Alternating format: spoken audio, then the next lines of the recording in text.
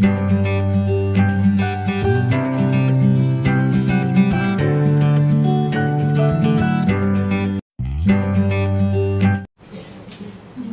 जय मिलकर जय, बोलो जय यीशु की जय, बोलो जय मिलकर जय, बोलो जय यीशु की जय, बोलो जय जय जय, बोलो जय मिलकर जय, बोलो जय यीशु की जय, बोलो जय मिलकर जय, बोलो जय यीशु की जय, बोलो जय जय जय।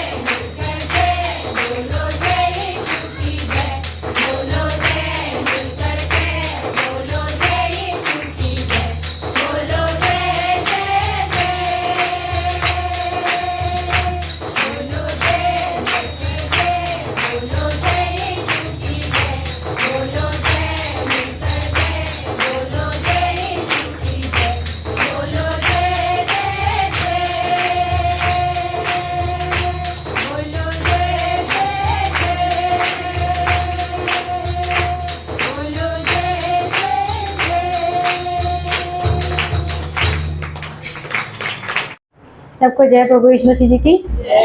मेरा नाम ललिता है और हम लोग गढ़वाल के रहने वाले हैं। मैं यीशु मसीह जी का धन्यवाद करती हूँ कि बीते हफ्ते मैं कुछ काम से गई थी सीपी, तो जब मैं वहाँ से वापस आ रही थी तो मेरा मोबाइल में ध्यान था, मैं मोबाइल में कुछ सेंड कर रही थी किसी को, और मैं चल रही थी तो मतलब कि मतलब कि रोड थी ऐसे, मैंने देखा नहीं उसके जो साथ में सीढ़ियाँ बनी हुई थी, तो मैंने ध्यान नहीं दिया, मेरा मोबाइल पे ध्यान था और मेरा एकदम से पैर जो ऐसे था ना वो ऐसे मुड़ गया। मैंने हील पहन रखी थी तो बड़ी तेजी से मुड़ा। उस समय तो शरीर तो कह रहा था कि क्योंकि ऐसे कड़कड़ आवाज़ आई तो शरीर तो कह रहा था कि हड्डियाँ टूट गई, लेकिन ना मैंने मुंह से कुछ नहीं बोला, हालेलुया। क्योंकि हम लोग जो कुछ भी मुंह से मतलब बोलते हैं ना तो शैतान भी इस चीज़ को सुनता है। और मैंने जैसी मैं बैठ गई थोड़ी देर तक मैंने प्रभु का धन्यवाद दिया और सिर्फ मैं धन्यवाद और हालेलुया बोलती रही और यीशु मसीह का धन्यवाद हो कि मेरा उस समय थोड़ा दर्द कम हो गया था। और जब मैंने मैंने मतलब अपने मुंह से ये वचन निकाला कि प्रभु यीशु मसीह के वचन में लिखा हुआ है कि वो उसके एक भी हड्डी को तेरी मतलब कि हमारी एक भी हड्डी टूटने नहीं पाती, वो हमारी एक एक हड्डी की रक्षा करता है, हालेलुया। तो मैं धन्यवाद करती हूँ, सच में प्रभु ने ये तो मेरे लिए सच में बहुत बड़ा चमत्कार है। मैं तीसरे दिन चलने लग गई थी और आज तो मैं काफ़ी बहुत बेटर हूँ चलने में। रात को मुझे बिल्कुल आराम से नींद आई और अभी तक मुझे कोई दर्द नहीं है। मैं यीशु मसीह का धन्यवाद करती हूँ, कोई पेन नहीं होता।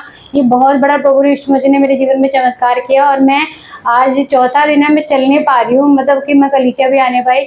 मैं यीशु मसीह का बहुत बहुत धन्यवाद करती हूँ। मैंने प्रार्थना करी, मैंने कहा यीशु मसीह मैं कलीसिया जाना चाहती हूँ, मैं आपकी महिमा करना चाहती हूँ, तो मैं जाने पाऊँ। सच में यीशु मसीह का आत्मा मुझे लेके आया और मैं बिल्कुल चंगी स्वस्थ हो चुकी हूँ। आज प्रभु ने मुझे बिल्कुल चलने के लायक बना दिया है। मैं यीशु मसीह को बहुत धन्यवाद करती हूँ। जब यीशु मसीह हमारे साथ रहते हैं और हम लोग दिक्कत परेशानी में भी कुछ भी प्रॉब्लम आती है उसमें धन्यवाद देते हैं तो यीशु मसीह हमें संभालते हैं और हमें उठाकर खड़ा करते हैं, हालेलुया। मैं यीशु मसीह का बहुत बहुत धन्यवाद करती हूँ, दोनों हाथ उठा के, कि प्रभु ने मुझे चंगा स्वस्थ किया। इस अनुग्रह दिया के लिए मैं यीशु मसीह का धन्यवाद करती हूँ। सबको जय प्रभु यीशु मसीह जी। सबको जय यीशु मसीह की। मेरा नाम सूरज है, मैं दिल्ली से आया हूँ। मेरी गवाही है कि लास्ट ईयर मेरी जॉब लगी थी गवर्नमेंट डिपार्टमेंट में और मैं एमटीएस में काम कर रहा था। 1 साल हो गया मुझे जनवरी में। मैं इसके लिए यीशु मसीह का धन्यवाद करता हूँ। और जॉब के साथ साथ मैं पढ़ाई भी कर रहा था। एक और जॉब लगी थी मेरी एसएससी सीजीएल की, पर कुछ कारणवश मैंने ज्वाइन नहीं किया था, वो कोलकाता थी, पर मैं उसकी प्रिपरेशन दोबारा कर रहा था तो मैंने उसका एग्ज़ाम दिया था अभी, उसका रिजल्ट आया तो प्रभु यीशु मसीह की दया से मुझे लेवल 7 की जॉब लगी है, असिस्टेंट सेक्शन ऑफिसर की सीएसएस में। वो पोस्टिंग उसकी दिल्ली रहेगी सहायक अनुभाग अधिकारी के तौर पे। मैं इसके लिए यीशु मसीह का धन्यवाद करता हूँ। मैंने भैया जी से दुआ भी कराई थी कि मुझे ये पोस्ट चाहिए भैया जी, और मेरे लिए दुआ कर दीजिए। तो यीशु मसीह की दया से मेरी जॉब लग गई है, इसके लिए मैं यीशु मसीह का धन्यवाद करता हूँ। लेवल 7 की जॉब है, ग्रुप बी की। और लेवल ऐसे समझ सकते हो आप, जैसे लेवल 1 होता है वो थोड़ा छोटा होता है, फिर 2 बड़ा, ऐसे ऐसे करके। तो मेरी लेवल 1 पे था मैं भी एमटीएस में, और मेरी लेवल 7 की जॉब लगी है। मैं इसके लिए यीशु मसीह का धन्यवाद करता हूँ, सेंट्रल गवर्नमेंट। सबको जय यीशु मसीह। सबको जय यीशु मसीह की। मेरा नाम सायरा है, मैं गिटोरनी दिल्ली से आई हूँ और मेरा पूरा परिवार आया है। मैं प्रभु यीशु मसीह जी का धन्यवाद करती हूँ कि बीते सप्ताह फ्राइडे को जब मैं सोकर उठी तो मुझे बहुत ही ज़्यादा अनकॉन्शियस हो रहा था, और उसके बाद भी मैंने कहा ठीक है थोड़ी देर में ठीक हो जाएगा। और हमने जैसे अपना रूटीन काम करते हैं, उस दिन हम घर पे ही थे, नॉर्मल काम को करते गए। मैंने कहा यीशु मसीह मैं धन्यवाद करती हूँ, मैं अपने मन से या अपने मुंह से ऐसा कोई भी नेगेटिव वचन नहीं निकालूंगी कि मुझे सांस लेने में दिक्कत हो रही है। और उस समय ये होता है जब मैं अनकॉन्शियस होती हूँ तो मुझे सांस लेने में दिक्कत हो जाती है और मुझे कुछ समझ नहीं आता और मुझे बहुत ज़्यादा गर्मी लगती है। मैं प्रभु यीशु मसीह का धन्यवाद करती हूँ, मैंने नेगेटिव अपने मुंह से कोई भी वचन नहीं निकाला। मुझे ज़्यादा ही फील होने लग गया और मुझसे बिल्कुल भी काम नहीं हो रहा था, और मैं बिल्कुल जैसे यहाँ से अगर मैं दरवाजे तक भी जाऊँ तो इतने में ही मैं थक जा रही थी और मैं बहुत ही ज़्यादा, मुझे समझ नहीं आ रहा था मैं क्या करूँ। और फिर मैंने मजबूरी में, मैंने हमेशा मेरे पास दवाई होती है और मैंने उसकी एक गोली खा ली, और मैं रात को मैंने नींद की गोली भी खाई ताकि मुझे नींद आ जाए, क्योंकि मेरा दिमाग हमेशा चलता रहता है और मुझे डॉक्टर ने यही बोला था कि आप सोचते बहुत ज़्यादा हो। मैं प्रभु यीशु मसीह का धन्यवाद करती हूँ कि उस दवाई से मुझे कोई फर्क नहीं पड़ा, और मैंने प्रार्थना की कि प्रभु यीशु मसीह नींद आप देते हैं और अपने चाहने वालों को जो आपसे प्यार करते हैं, आप उनकी हर एक बात को सुनते हैं और उनकी इच्छाओं को पूरा करते हैं। तो मेरी इच्छा यही है कि मुझे अच्छे से नींद आए और मैं सो जाऊं, मेरा दिमाग बिल्कुल ना चले। मैं प्रभु का धन्यवाद करती हूँ कि रात को जब मैं सोई तो सुबह मेरी आराम से, जब आज मैं उठी थी 8:30 बजे और मुझे पूरी नींद हुई जब मैं उठी तो उसके बाद बस मुझे वीकनेस सी थी कि हाँ कुछ हुआ था मेरे साथ। तो मुझे मेरे हस्बैंड ने बोला कि एक काम करो, आज संयम को आज मैं लेकर जाता हूँ, आप घर पर रेस्ट करना। मैंने कहा कलिशा आज लगेगी और मेरा मन वहीं रहेगा, कोई फायदा नहीं होगा, तो बस ये रहेगा पता नहीं मैं भजन गा पाऊंगी या नहीं गा पाऊंगी। और मैं प्रभु यीशु मसीह का धन्यवाद करती हूँ। मैंने कहा नहीं, भजन तो मैं जरूर गाऊंगी कि प्रभु यीशु मसीह मुझे बेहतर बना रहे हैं और मैं प्रभु यीशु मसीह जी की महिमा के लिए जरूर गाऊंगी और बढ़ चढ़ के गाऊंगी। और मैं प्रभु यीशु मसीह का धन्यवाद करती हूँ, आज मैंने इतने खुल के भजन गाए कि मुझे बिल्कुल भी वीकनेस फील नहीं हुई, मेरी कोई सांस ऐसे फूली नहीं या मुझे अनकॉन्शियस नहीं हुआ और मैं इस समय बिल्कुल स्वस्थ भली चंगी हो चुकी हूँ। इस बात के लिए मैं प्रभु यीशु मसीह जी का बारंबार तहे दिल से धन्यवाद करती हूँ कि जो दवाई मैंने खाई थी, मुझे लग रहा था शायद वो दवाई काम करेगी, उस दवाई ने कुछ नहीं किया, मुझे प्रभु यीशु मसीह ने चंगा किया, भजन में ही चंगा कर दिया। इस बात के लिए मैं प्रभु यीशु मसीह जी का तहे दिल से धन्यवाद करती हूँ। मेरी यही गवाही है। सबको जय प्रभु यीशु मसीह जी की। सभी लोग को जय यीशु मसीह की। मेरा नाम इंदु है और मेरी गवाही है 2 हफ्ते पहले की। मेरे सिर में बहुत दर्द हो गया था और दिन भर दर्द हो ही रहा था और फीवर भी हल्का हल्का था और गर्दन लग रहा था कि टूट गया हो मेरा, ऐसे अकड़ गई थी। आँखों में जलन हो रहा था, आँख बिल्कुल लाल लाल थी और मैं दवाई नहीं खाई। मैं भैया जी से ड्यूटी में थी और ऐसे ही हो रहा था, मेरे आँखों से आंसू बह रहे थे। फिर मैं घर आई, भैया जी से दुआ कराई 10 बजे की रात में। फिर दुआ भैया जी बोले कि भजन संगीता 91 पढ़ के सो जाना, ठीक हो जाओगे। फिर मैं पढ़ के तो दुआ कराई थी, फिर भी भैया जी बोले तो फिर पढ़ी मैं और पढ़ के मैं सो गई और ऐसे सोई जैसे होश नहीं है कुछ, कहाँ सो गई मैं। और सुबह ही उठी एक ही बार, 7 बजे उठी मैं और उठी तो बिल्कुल चंगे भले उठी। मेरा यीशु मसीह ने मुझे चंगा कर दिया था। मैं इस चंगाई के लिए बारंबार धन्यवाद करती हूँ यीशु मसीह का। ऐसे सबको जय यीशु मसीह। सबको जय यीशु मसीह जी। मेरा नाम नगेंद्र दास है, मैं उड़ीसा का रहने वाला हूँ।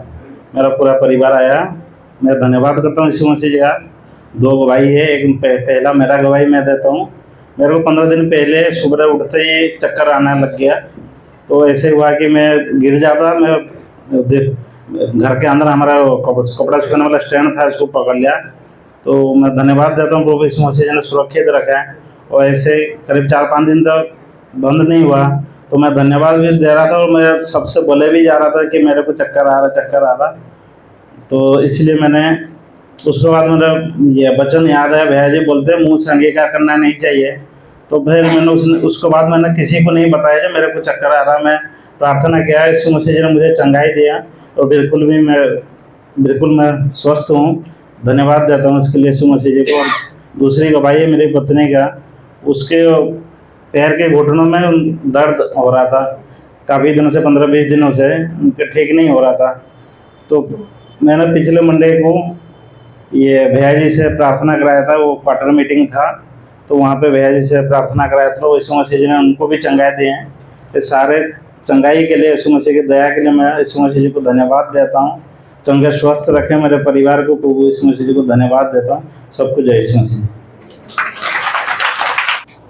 सबको जय प्रभु यीशु मसीह जी की। मेरा नाम ललिता है, मैं बिहार की रहने वाली हूँ। मैं धन्यवाद देती हूँ यीशु मसीह के आज के लिए कि मैं पिछले 1 महीने से बहुत तबीयत खराब थी और मुझे बुखार हो रहा था।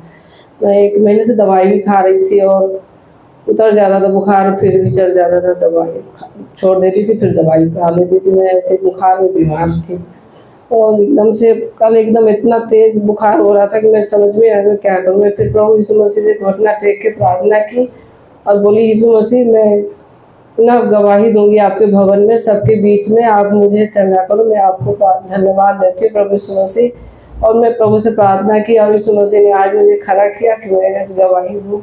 यीशु मसीह का धन्यवाद देती हूँ। मैं प्रार्थना किया, प्रभु ने मुझे चंगा किया यीशु मसीह की दया और अनुग्रह से। इसके लिए मैं धन्यवाद देती हूँ प्रभु यीशु मसीह जी का। इस आशीष के लिए मैं सबको प्रभु यीशु मसीह के नाम से आगे। सभी को जय यीशु मसीह जी की। मेरा नाम अतुल है, मैं संगम बिहार से आया हूँ और हम लोग यूपी में से बिलोंग करते हैं। हमारी ये गवाही है, ये मेरे बेटे दक्ष की गवाही है। बीते करीबन 15-20 दिन से इसकी तबीयत बहुत ज़्यादा ख़राब थी। इसको बुखार चढ़ रहा था, उतर रहा था, और ये बहुत चिड़चिड़ा हो चुका था, खाना भी कम खा रहा था। और प्रभु यीशु मसीह जी के दया अनुग्रह से हमने इसके लिए जब प्रार्थना करवाई प्रभु यीशु मसीह जी के दास राजेंद्र भैया जी से, तो प्रभु यीशु मसीह जी ने दया करी और ये चंगा स्वस्थ हुआ, और उसके बाद से ये चंगा स्वस्थ ही रहा था। बट फिर से जब ये मौसमी बुखार था, मौसम जो बदल रहा है उसके कारण फिर से इसको बुखार चढ़ा, और 3, 4 और 5 मार्च को इसका एग्ज़ाम था।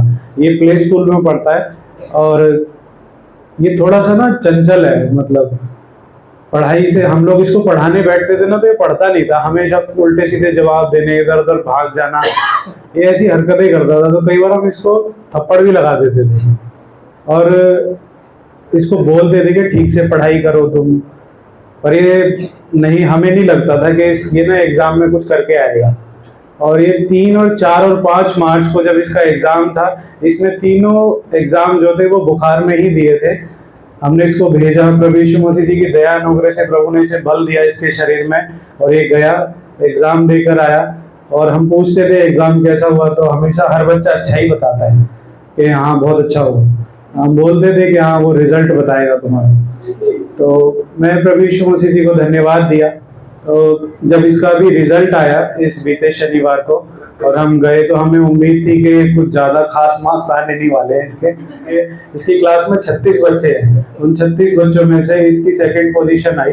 मैं यीशु मसीह जी को धन्यवाद देता हूँ। सिर्फ एक EVS सब्जेक्ट होता है, उसमें 9 नंबर आए 10 में से, बाकी 2 सब्जेक्ट में से बटे नंबर लाया।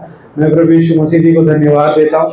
ये केवल और केवल यीशु मसीह जी का अनुग्रह है, किसी इंसान की मेहनत नहीं है, ना कोई करके कभी अपनी मेहनत से फल पा सकता है जब तक कि प्रभु यीशु मसीह जी का अनुग्रह उस पर ना हो। सारी आदर महिमा हम प्रभु यीशु मसीह जी को देते हैं। ये हमारी पहली गवाही थी। और दूसरी गवाही ये है कि आजकल अधिकतर माँ बाप अपने बच्चों को मोबाइल दे देते हैं देखने के लिए। हमने भी अपने बेटे को दे दिया था, और ये मोबाइल के अंदर बच्चों की ना जो वीडियोज आती हैं जिसमें वो खेल कूद रहे होते हैं, वो देख रहा था। और देखते देखते मैं एक बच्चा भेड़िए के मुखौटे में एकदम से आया उस वीडियो के अंदर, और ये डर के रोने लगा। हम उस समय समझ नहीं पाए, मैंने तुरंत ही उसको यीशु मसीह जी के नाम से बांधा। जो यीशु मसीह जी का वचन कहता है कि जो कुछ तुम पृथ्वी पे बांधोगे वो स्वर्ग में बंधेगा, और जो कुछ तुम पृथ्वी पे खोलोगे वो स्वर्ग में खुलेगा। तो हमने इसको चुप तो करा दिया, और ये उसके बाद पूरी रात बीच बीच में उठता रहा और डरता रहा और रोता रहा। हम तब भी नहीं समझ पाए कि इसको क्या दिक्कत है। हमने फिर अगले दिन राजेंद्र भैया जी के पास फोन मिलाया सुबह 11 बजे, और उन्होंने फोन उठाया।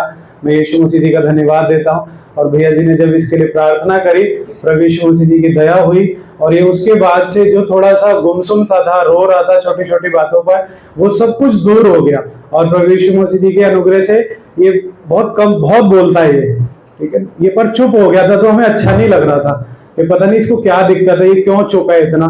पर जैसे ही भैया जी ने दुआ करी, प्रभु यीशु मसीह जी की दया तुरंत हुई, और ये उसके बाद से ही इसका बोलना फिर से शुरू हो गया, और हमें लगा कि हाँ अब सब ठीक है। मैंने प्रभु यीशु मसीह जी को धन्यवाद दिया। ये छोटी छोटी गलतियां हम लोग अनजाने में कर जाते हैं, आप मुझसे सीख सकते हैं। आप ऐसी गलतियां ना दोहराएं कि आपके बच्चों के जीवन में कहीं भी शैतान किसी भी वीडियो के माध्यम से या किसी चित्र के माध्यम से घुसे और आप समझ ना पाए। प्रभु यीशु मसीह जी ने हमें बचाया, और मैं विश्वास करता हूँ वो अपने सब विश्वासी बच्चों को बचा कर रखते हैं। हमारी ये गवाहियां थी। आप सबको जय यीशु मसीह जी की। सबको जय यीशु मसीह की। मेरा नाम गोल्डन कुमार झा है और मैं दिल्ली से आया हूँ। यीशु मसीह का धन्यवाद देता हूँ। हमारे घर में यीशु मसीह ने एक और नई आशीष दी है, और वो एयर कंडीशन के रूप में है। हालांकि अभी इसकी ज़रूरत है नहीं घरों में एसी की या कूलर की, पर आने वाले समय में गर्मी जैसे जैसे बढ़ेगी तो प्रभु यीशु मसीह ने पहले ही हमारे परिवार के लिए इस आशीष का इंतजाम किया, और प्रभु यीशु मसीह ने बड़े ही प्रेम से हमें नई आशीषों से नवाजा। मैं इसके लिए यीशु मसीह जी को धन्यवाद देता हूँ। और ये सचमुच मेरे जीवन में एक बहुत बड़ी बात है, क्योंकि जब मैं यीशु मसीह में आया था शुरू में, तो मैं बहुत ही फटे हाल था। एयर कंडीशन सोचना तो दूर की बात है, हमें पंखे तक कभी हमें पता नहीं था कि हमारे जीवन में मिलेगा या नहीं मिलेगा। लेकिन प्रभु यीशु मसीह जी ने दिन ब दिन हमारे जीवन में बदलाव करके आशीष दी, और जितने भी हमारे जीवन में दुख तकलीफ परेशानी कर्जा और दिमागी रूप से टेंशन परेशानी, उन सब से आज़ाद करके यीशु मसीह जी ने हमें आशीषित किया। तो मैं यीशु मसीह जी को धन्यवाद देता हूँ कि प्रभु ने इस आशीष को हमें दिया। यही मेरी गवाही है। सबको जय यीशु मसीह। सबको जय यीशु मसीह की। दूसरा कुरिन्थी 4 अध्याय 1 है।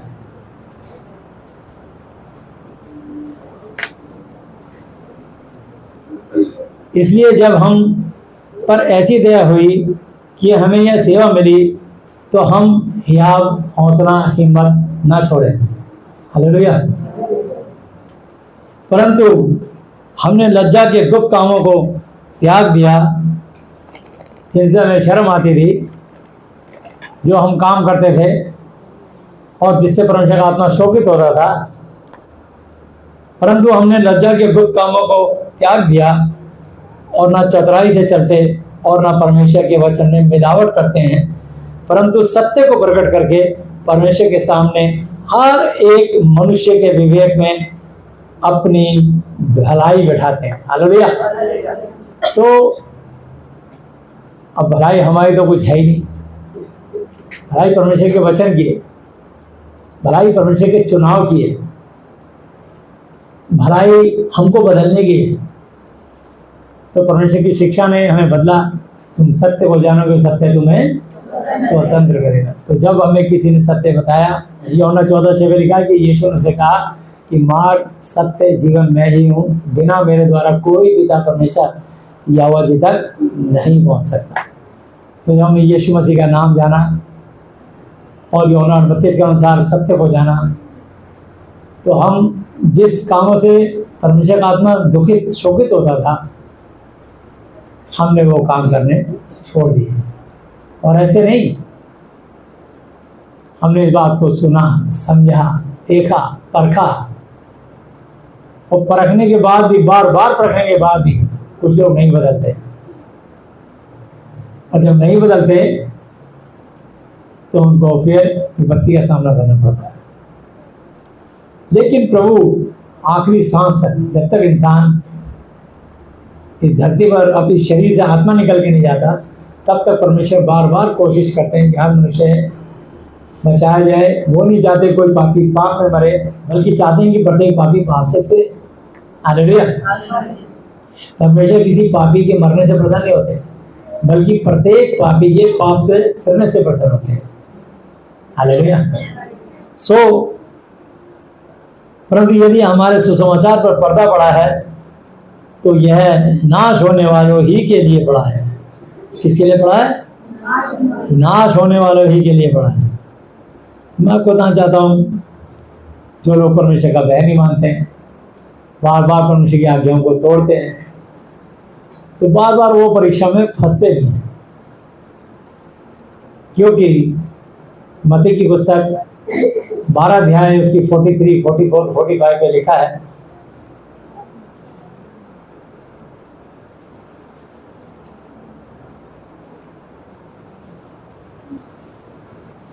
जब अशुद्ध आत्मा मनुष्य में से निकल जाती है तो सूखी जगहों में विश्राम ढूंढती फिरती है और पाती नहीं, उसको कहीं सुकून नहीं मिलता। तब वो कहती है कि मैं अपने उसी घर में जहां से निकली थी लौट जाऊंगी और आकर उसे सूना झाड़ा बुहारा और सजा सजाया पाती है, मतलब उसको साफ सुथरा पाती है, उसका जीवन बदल जाता है। तो मनुष्य जो है परमेश्वर का भय मानकर और परमेश्वर के अनुसार जब चलने लगता है तो परमेश्वर प्रभु यीशु मसीह का नाम जो सब नामों में श्रेष्ठ है, पवित्र है, और स्वर्ग पृथ्वी का सारा अधिकार यीशु मसीह जी को दिया गया है। हालेलुया।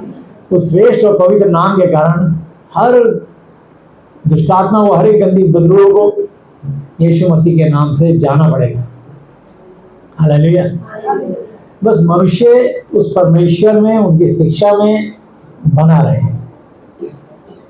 लेकिन इंसान प्रलोभन में आ जाता है, लालच में आ जाता है, इसलिए भटक जाता है। और भटकता कौन है? जो लालची होता है, लोभी होता है। तो थोड़े से प्रलोभन के लिए वो सत्य से भटक जाता है और शैतान के फंदे में, उसके जाल में फंस जाता है, और उसके बाद उसकी यातनाएं शुरू होती है। जैसे कि बहन ने गवाही दी अभी वंदना ने, मतलब बहुत अच्छा इनका जीवन प्रभु ने, इनके पति को 15 साल से उनकी उल्टियाँ होती थी और यीशु मसीह ने शादी से पहले जो होती थी, तो शादी हो गई और 2003 से तो दुष्ट आत्माओं से प्रभु यीशु मसीह ने उनको आज़ाद किया, इनके पति धर्मराज को। तो लेकिन शैतान बार बार जाल फेंकता है, कुछ नशे का, कुछ पैसे का, और लोगों तो मनुष्य भटक जाता है। फिर वे प्रभु उनके जीवन से कैसे कैसे एक मजदूरी के जीवन से अपना ई रिक्शा दिया, ई रिक्शे में उन्होंने प्रभु के वचन लिखवाए और उन्होंने इसको उखाड़ दिया। आदि में वचन था, वचन परमेश्वर के साथ था, वचन ही परमेश्वर था। मतलब इन्होंने वो काम शैतान ने करवा दिया कि प्रभु का वचन ही पढ़वा दिया। कोई बात नहीं, वो शैतान का काम था, करवा दिया। लेकिन अगर मनुष्य को पता लग जाए कि हाँ गलती मेरे शरीर से हुई है, तो उसको पश्चाताप करना चाहिए, मन फिराना चाहिए, जिससे उसको क्षमा मिल सके। तो इंसान जब उस बात पे ध्यान नहीं देता, शैतान फिर एक एक करके उलझाता है, पूरे परिवार को उलझाता है। और तभी से इनके जीवन में यातनाएं शुरू हुई, एक के बाद एक दिक्कत, एक के बाद एक दिक्कत, एक के बाद एक दिक्कत बनी रही, क्योंकि वचन में नहीं बने रहे। मैदान फंसा तुम डालियों, मुझसे लोगों को तुम कुछ भी नहीं कर सकते। यदि तुम मुझ में बने रहो, मेरा वचन तुम में बना रहे, तो जो चाहो मांगो तुम्हारे लिए हो जाएगा। हालेलुया। तो बाइबल में लिखा है, सबोपदेशक 13 और 14 आयतें, सुख के समय सुख मत, दुख के समय सोच। परमेश्वर काम पे दृष्टि कर, जिस वस्तु को उसने टेढ़ा किया उसे कौन सीधा कर सकता है। तो अगर परमेश्वर किसी की लाइफ में रुष्ट हो जाए और उसकी बार बार गलती करने के कारण परमेश्वर रुष्ट होते हैं। अय्यूब के जीवन में इतने सब मार्ग टेढ़े हो गए थे, लेकिन वो प्रभु में बना रहा, प्रभु को धन्यवाद देता रहा। अंत में प्रभु ने उसको डबल आशीष दी और 120 साल की जगह 140 साल का जीवन दिया, और दोबारा 7 बेटे 3 बेटियां और दी, तो शैतान ने मार दिए थे। और जितना उसके पास धन था डबल कर दिया, और दीर्घायु से तृप्त हुआ और अपनी 4 पीढ़ियों तक देखने पाया। हालेलुया। तो मैं आपको बताना चाहता हूँ कि सिर्फ प्रभु से पश्चाताप करें। प्रेरितों 3:19 पे लिखा, मन फिराओ और लौट आओ कि तुम्हारे पाप मिटाए जाए, ताकि प्रभु के सम्मुख विश्रांति के दिन है। तो पीछे हमने प्रचार किया था, कोई धर्मी नहीं, एक भी नहीं, सब ने पाप किया, सबसे पाप होता है। लेकिन कहा यूहन्ना 5:14 आयत कि देख अब तो तू चंगा हो गया, और तू फिर से पाप मत करना, ऐसा ना हो कि तुझे को इससे भी ज्यादा भारी विपत्ति आ पड़े। तो बार बार जब मनुष्य पाप करता है, प्रभु के वचन को लापरवाही से, मतलब उसकी तरफ बहुत लाइटली लेता है, ध्यान नहीं देता, इसलिए वो परीक्षा में पड़ता है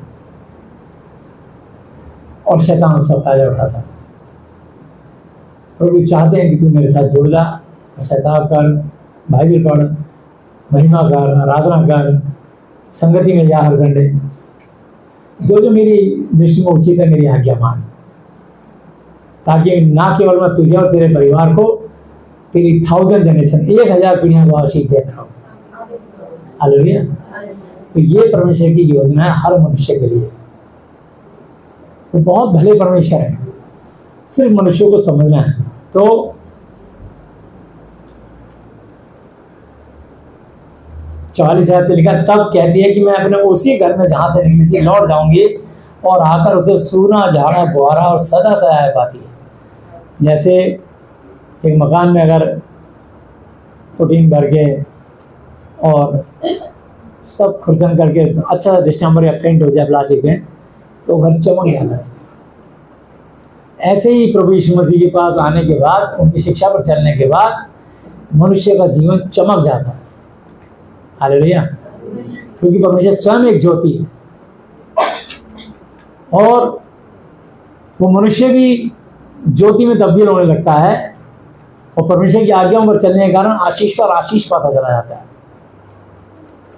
तो उन्हीं आशीषों के लिए तो हम मेहनत करते हैं, कोई काम धंधा ढूंढते हैं, नौकरियां करते हैं, बिजनेस व्यापार करते हैं, लेकिन प्रभु कहता है तू जो भी जितने भी काम करेगा मैं सबों पर आशीष दूंगा। मैं तुझको पूंछ नहीं सिर ठहराऊंगा, तू नीचे नहीं तू ऊपर रहेगा। तेरे हाथ लेने वाले नहीं बल्कि देने वाले ठहरेंगे। हालेलुया। तो प्रभु ने तो ये आशीर्वाद रखे हम सब मनुष्यों के लिए, लेकिन मनुष्य आज्ञा में बना नहीं रहता और लोभ में पड़ने के कारण बजाय आशीर्वाद के दंड पाता है। तो इसलिए तब वो जाकर अपने से और बुरी 7 आत्माओं को अपने साथ ले आती है और उसमें बैठकर वहाँ निवास करती है और उस मनुष्य की पिछली दशा पहले से भी बुरी जाती है। इस युग के बुरे लोगों की दशा भी ऐसी ही होगी। हालेलुया। तो बुरे लोग वो हैं जो वचन के अनुसार नहीं चलते। ठीक है, तो मैं आपको बताना चाहता हूं जो वचन के अनुसार नहीं चलते वो सब शैतान के पाले में चले जाते हैं और शैतान उनको परीक्षा में डालता है और उनको समझाते हैं हम, लेकिन उनको उस समय समझ नहीं आता। जब वो परीक्षा में फंसते हैं तब उनको याद आता है कि प्रभु के सेवक ने समझाया था कि ऐसा मत करो। लेकिन कुछ लोग बात से समझते हैं, कुछ लोग हालात से समझते हैं। जब उनके ऊपर बीतती है, बुरे हालात बीतते हैं, तब समझते हैं। और बुरा करने वाला शैतान होता है इस आज्ञा को तोड़ने के कारण। तो इसलिए मैं आपको बताना चाहता हूं जो आशीर्वाद प्रभु ने रखे होते हैं, लेकिन वो आशीर्वाद रखने के बावजूद भी क्यों नहीं मिलते, कुलसी में 3 अध्याय निकालते हैं।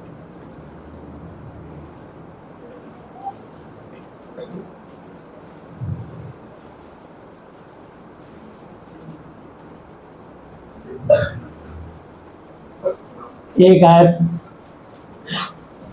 सो जब तुम यीशु मसीह के साथ जीवित किए गए, जलाए गए, तो स्वर्गीय वस्तुओं की खोज में रहो, जहां यीशु मसीह मुर्दों में से जी उठने के बाद स्वर्ग और पृथ्वी का अधिकारी बन के वहां बैठे हैं और परमेश्वर के दाहिनी ओर बैठा। हालेलुया। वो न्याय करते हैं, वही सबका न्याय करते हैं, हर मनुष्य का। हर मनुष्य, किसी भी जाति, किसी भी समुदाय, किसी भी समाज, किसी भी कंट्री का मनुष्य जब भी मरेगा उस शरीर के बाद उसकी आत्मा कभी नहीं मरेगी, आत्मा न्याय के लिए जाएगी। इसलिए क्योंकि प्रेतों का हम 4:12 में लिखा, और किसी दूसरे के द्वारा उद्धार मोक्ष मुक्ति नहीं, क्योंकि स्वर्ग के नीचे मनुष्य जाति में यीशु मसीह नासरी के अलावा और कोई दूसरा नाम ही नहीं दिया गया जिसके द्वारा हम उद्धार पा सके, मोक्ष मुक्ति पा सके। केवल एक नाम, यीशु मसीह। हालेलुया। पृथ्वी पर की नहीं परंतु स्वर्गीय वस्तुओं पर ध्यान लगाओ। तो इसलिए उन्होंने कहा कि मत्ती 6:19 पर कि धरती पर धन इकट्ठा ना करो जहाँ कीड़ा खाई खाते, जहाँ चोर से लगाते चुराते हैं। स्वर्ग पे धन इकट्ठा करो जहाँ ना कीड़ा खाई खाते, ना जहाँ चोर से लगाते चुराते हैं। मत्ती 6:24 पे लिखा है, एक मनुष्य 2 स्वामी की सेवा नहीं कर सकता। तुम परमेश्वर धन धोने की सेवा नहीं कर सकते, क्योंकि जहां तेरा धन होगा वहां तेरा मन लगा है। तो संसारिक आदमी क्या करेगा, उसका मन धन पे लगा है और धन उसकी हर मुसीबत की जड़ है। धन ही प्रॉब्लम का कारण है। प्रभु का वचन कहता है मत्ती 6:32, 33, 34 आयत पे, तुम कल की चिंता ना करो कि कल हम क्या खाएंगे, क्या पिएंगे, क्या पहनेंगे। तुम्हारा स्वर्गीय पिता जानता है तुम्हें ये सब चीज की आवश्यकता है, रोटी कपड़ा मकान। सो तू पहले उसके धर्म राज्य खोज कर, तो संसार के हर वस्तु तेरे पीछे अपने आप ही हो जाएगी। सो कल की चिंता ना करो, कल का दिन अपनी चिंता अपने आप कर लेगा। आज के लिए आज ही का दुख बहुत है। हालेलुया। तो 32, 33, 34 आयत पे प्रभु ने ये जवाब दिया। इसलिए परमेश्वर के वचन को पढ़ोगे तो सब चीज़ें परमेश्वर आपको वचन से जो है प्रकट करेंगे, आपको बताएंगे, आपका मार्गदर्शन करेंगे, आपकी अगुवाई करेंगे और आपकी प्रार्थनाओं के द्वारा आपको उत्तर देंगे। हालेलुया। अभी तो आप कई बार दुआ कराते हैं कि भैया जी का फोन लग जाए, लेकिन भैया जी भी यीशु मसीह से ही प्रार्थना करते हैं। लेकिन यदि आप इस वचन में बने रहेंगे, इस वचन के अनुसार चलेंगे, तो आपको भैया जी से प्रार्थना कराने की जरूरत नहीं पड़ेगी, क्योंकि मेरा पिता गुरु परमेश्वर प्रभु यीशु मसीह है और आपका कौन है? हालेलुया। तो आप डायरेक्ट प्रार्थना करेंगे, आपकी हर दुआ सुनी जाएगी और ना केवल आपके लिए सुनी जाएगी बल्कि औरों के लिए भी दुआ करेंगे तो आपकी सुनी जाएगी। हालेलुया। तो आप उस स्थिति पर आ जाएंगे बाइबल अधिक पढ़ने से, महिमा करने से, प्रभु के साथ समय गुजारने से। तो यहाँ लिखा है क्योंकि तुम तो मर गए। जब हम यीशु मसीह में आते हैं तो हमारी मन की अभिलाषाएं जो अंदर उछल कूद कर रही होती हैं कि ये भी ले लें, वो भी ले लें, वो भी ले लें, जब चीज़ मिल जाती है ना फिर अभिलाषा खत्म हो जाती। अभी आप कल्पना कीजिए आपके घर में एक टीवी आने वाला। पहले टीवी आते थे, उसमें 4 पैर होते थे, टेक्सला टीवी, बेल्टक के टीवी, शटर लगा होता था और टीवी आता था तो बक्से को मतलब उसके पाए भी साफ होते थे। और जब मोहल्ले के लोग देखने आते थे घर में, और जब भी बुधवार रविवार को कोई पिक्चर आती, सब लोग एक सिनेमा हॉल की तरह लोग घर में घुसते थे। टीवी होता नहीं था किसी घर में। और कई तो वो रेड़े में लेके चलते थे, वो कहते थे 10 पैसे दो और उसमें तमाशा देखो, है ना, थोड़ी देर चक्री से घुमाते थे। उसी को टीवी देख कहते यार यार पिक्चर देख लिया हमने, आनंद देते 10 पैसे में। तो कहने का ये है कि जब तक आपको चीज़ प्राप्त नहीं होती, आपके अंदर अभिलाषा होती है, और जब वो चीज़ मिल जाती है फिर आपकी अभिलाषा खत्म हो जाती है। फिर तो कोई शटर भी बंद नहीं करता, शीशा भी साफ नहीं करता, पहले पाए भी साफ हो रहे थे। तो इसलिए अब आपको उम्मीद है कि एक दिन जब हम यहाँ से पृथ्वी पर हम सो जाएंगे, हमें दफनाया जाएगा, उसके बाद हमारी आत्मा जी उठेगी और हम अपने स्वर्गीय पिता के पास चले जाएंगे, या यीशु मसीह हम भी वहाँ स्वर्ग में रहेंगे। हालेलुया। तो आपके पास और मेरे पास एक आशा है, जीवित आशा है, और ये आशा तभी पूरी होगी जब हम इस वचन का सम्मान करेंगे, आदर करेंगे, इसके अनुसार चलने का प्रयास करेंगे। हालेलुया। तो क्योंकि तुम तो मर गए, यानी परमेश्वर चाहते हैं कि हम संसारिक अभिलाषाओं से जो तुम्हारी आत्मा से युद्ध करती हैं कि ये ले ले वो ले ले, बस वहाँ पर खाने पहनने को इसमें काफ़ी खुशी होनी चाहिए, क्योंकि तुम तो मर गए और तुम्हारा जीवन यीशु मसीह के साथ परमेश्वर यहोवा जी में छिपा हुआ है, गुप्त है। हालेलुया। जब यीशु मसीह जो हमारा जीवन है प्रकट होगा, बादलों भाई जो अंतिम हमारी पीढ़ी होगी उसको लेने के लिए आएंगे। हालेलुया। उससे पहले जो जो प्रभु सोएंगे उनको दफनाएंगे, उनकी आत्मा न्याय के लिए प्रभु का जाएगी, और जो मत्ती 24 की 13 आयत को पूरा करेगा, जो अंत तक धीरज धरे रहेगा उसी का उद्धार होगा। यानी आखिरी सांस तक जो यीशु मसीह के साथ वफादार रहेगा, चाहे जान भी देनी पड़ जाए, वही स्वर्ग में निवास करेगा। हालेलुया। परमेश्वर जलनशील परमेश्वर है, उसके 4 नाम है, यहोवा जी, यीशु मसीह, पवित्र आत्मा और जलनशील परमेश्वर, जल उठने वाला परमेश्वर। अगर आप परमेश्वर का दिल जलाएंगे तो बजाय आशीर्वाद के दंड मिलेगा। ये देखिए, अब ये आशीर्वाद दंड में कैसे परिवर्तित होते हैं ये मैं आपको बता रहा हूं। 4 आयत पे लिखा है, जब यीशु मसीह जो हमारा जीवन है प्रकट होगा, तुम भी उसके साथ महिमा सहित प्रकट किए जाओगे। इसलिए मैंने उन अंगों को मार पृथ्वी पर है, शरीर में हरकत होती रहती है, दिमाग में हलचल होती रहती है, मन की अभिलाषाएं इतनी बढ़ चुकी हैं कि पहले बटन वाला फोन लिया था तो अब टच स्क्रीन होना चाहिए। अभिलाषाएं बढ़ती चली जाती है। पहले साइकिल थी तो अब स्कूटर मोटरसाइकिल होनी चाहिए, मोटरसाइकिल स्कूटर आ गए तो अब बोलो कार होनी चाहिए, 4 चक्के वाली गाड़ी। मतलब कि अभिलाषाएं खत्म ही नहीं होती,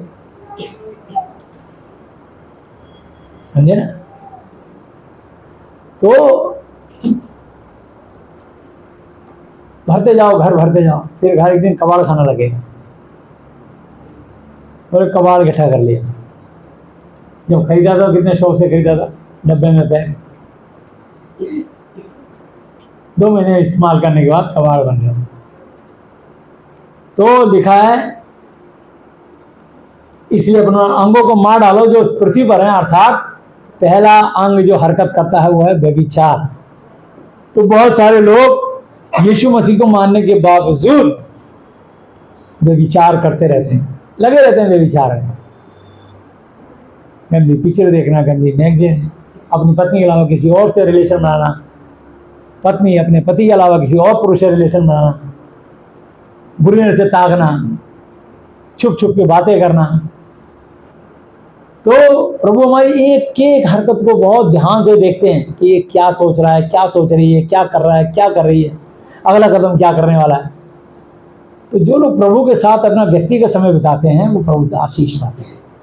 अब ये अगर 5 जो मैं आज्ञा बता रहा हूँ, ये 5 आज्ञा से मान के अगर प्रभु का भय मान के छोड़ दो तो आशीर्वाद ही आशीर्वाद है। हालेलुया। तो पहला है व्यभिचार, इसलिए जितने लोग व्यभिचार अंदर काम करता वो छोड़ दें। अशुद्धता, यानी किसी से शारीरिक रिलेशन बनाने को अशुद्ध कहते हैं। अशुद्ध रहते हैं आप लोग परमेश्वर की दृष्टि में। दुष्ट कामना, अपने थोड़े से लालच के लिए किसी के जीवन की सुपारी ले लेते हैं, किसी की दुर्घटना करवा देते हैं, किसी के घर में आग लगा देते हैं, किसी से बेहुदा मजाक कर देते हैं। कि मैंने कल शाम को तेरी पत्नी को देखा था किसी के साथ मोटरसाइकिल पे उतरी थी, मजाक में कह दिया ऐसे, उसका घर ही बर्बाद हो गया। 5 साल बाद पता लगा, बोला यार वो भाभी कैसी है, बोला मैं तो तलाक दे दिया। क्यों? बोला तूने तो कहा था मोटरसाइकिल पे कोई छोड़ने आता है। बोला यार मैं तो मजाक कर रहा था, जिंदगी खत्म हो गई एक मजाक से। तुम्हारा बेहुदा मजाक किसी के जीवन को सर्वनाश कर सकता है। बड़ी छोटी छोटी बातें हैं जिनको आपको ये महाधिपवित्र शास्त्र सिखाता है और चाहता है कि तुम हर चीज का ध्यान रखें और कदम फूक फूक कर धरें कि तुम पर कोई दोष लगाने की गौ ना कर सके, हिमाकत ना कर सके। हालेलुया। अशुद्धता, दुष्ट कामना, बुरे विचार, बुरी लालसा, बुरी इच्छा रखना, और सबसे बड़ा महापाप लोभ को जो मूर्ति पूजा के इक्वल बराबर समान है। हालेलुया। तो जितने लोग लालच के कारण लोग इतना भर जाता है, कहते संडे को कलीसिया आना मंजूर नहीं है, ग्राहक ज्यादा आते हैं, कमाएंगे, पार्टी ज्यादा आती है। देखिए परमेश्वर चाहते हैं कि लोग सच्चे और अच्छे परमेश्वर को जाने, पहचाने और पूरे होशोवास में यदि सही लगे तो उसको अपनाएं, ताकि परमेश्वर प्रसन्न हो और तुमको खूब आशीर्वाद दे। हालेलुया। तो यहाँ लिखा आगे बड़ा सुंदर 6 आयत, अब तक तो ये 5 आयत तक पढ़ा, 6ठी आयत क्या लिखा है? इन्हीं 5 वचनों को तोड़ने के कारण, ये काम 5 गंदे काम करने के कारण, इन्हीं के कारण परमेश्वर का प्रकोप, परमेश्वर का गुस्सा, परमेश्वर का क्रोध आज्ञा ना मानने वालों पर पड़ता है, बरसता है। हालेलुया। ये वो आशीर्वाद श्राप में बदल जाते हैं। फिर हम जैसे दुआ कराते हैं। अब एक केस को समझाने के लिए हम बहुत मेहनत करते हैं, इसलिए अपना नंबर नहीं टांगते कि लोग हमको जीने नहीं देंगे। फोन पे 1-1, 2-2 घंटे काउंसलिंग देता हूँ, तब जाके कोई आत्मा छोड़ती है, यदि वो यकीन करके, भरोसा करके, विश्वास करके अपने पापों से पश्चाताप करे तो। अन्यथा तब भी नहीं छूटता। तो कोई आसान नहीं है।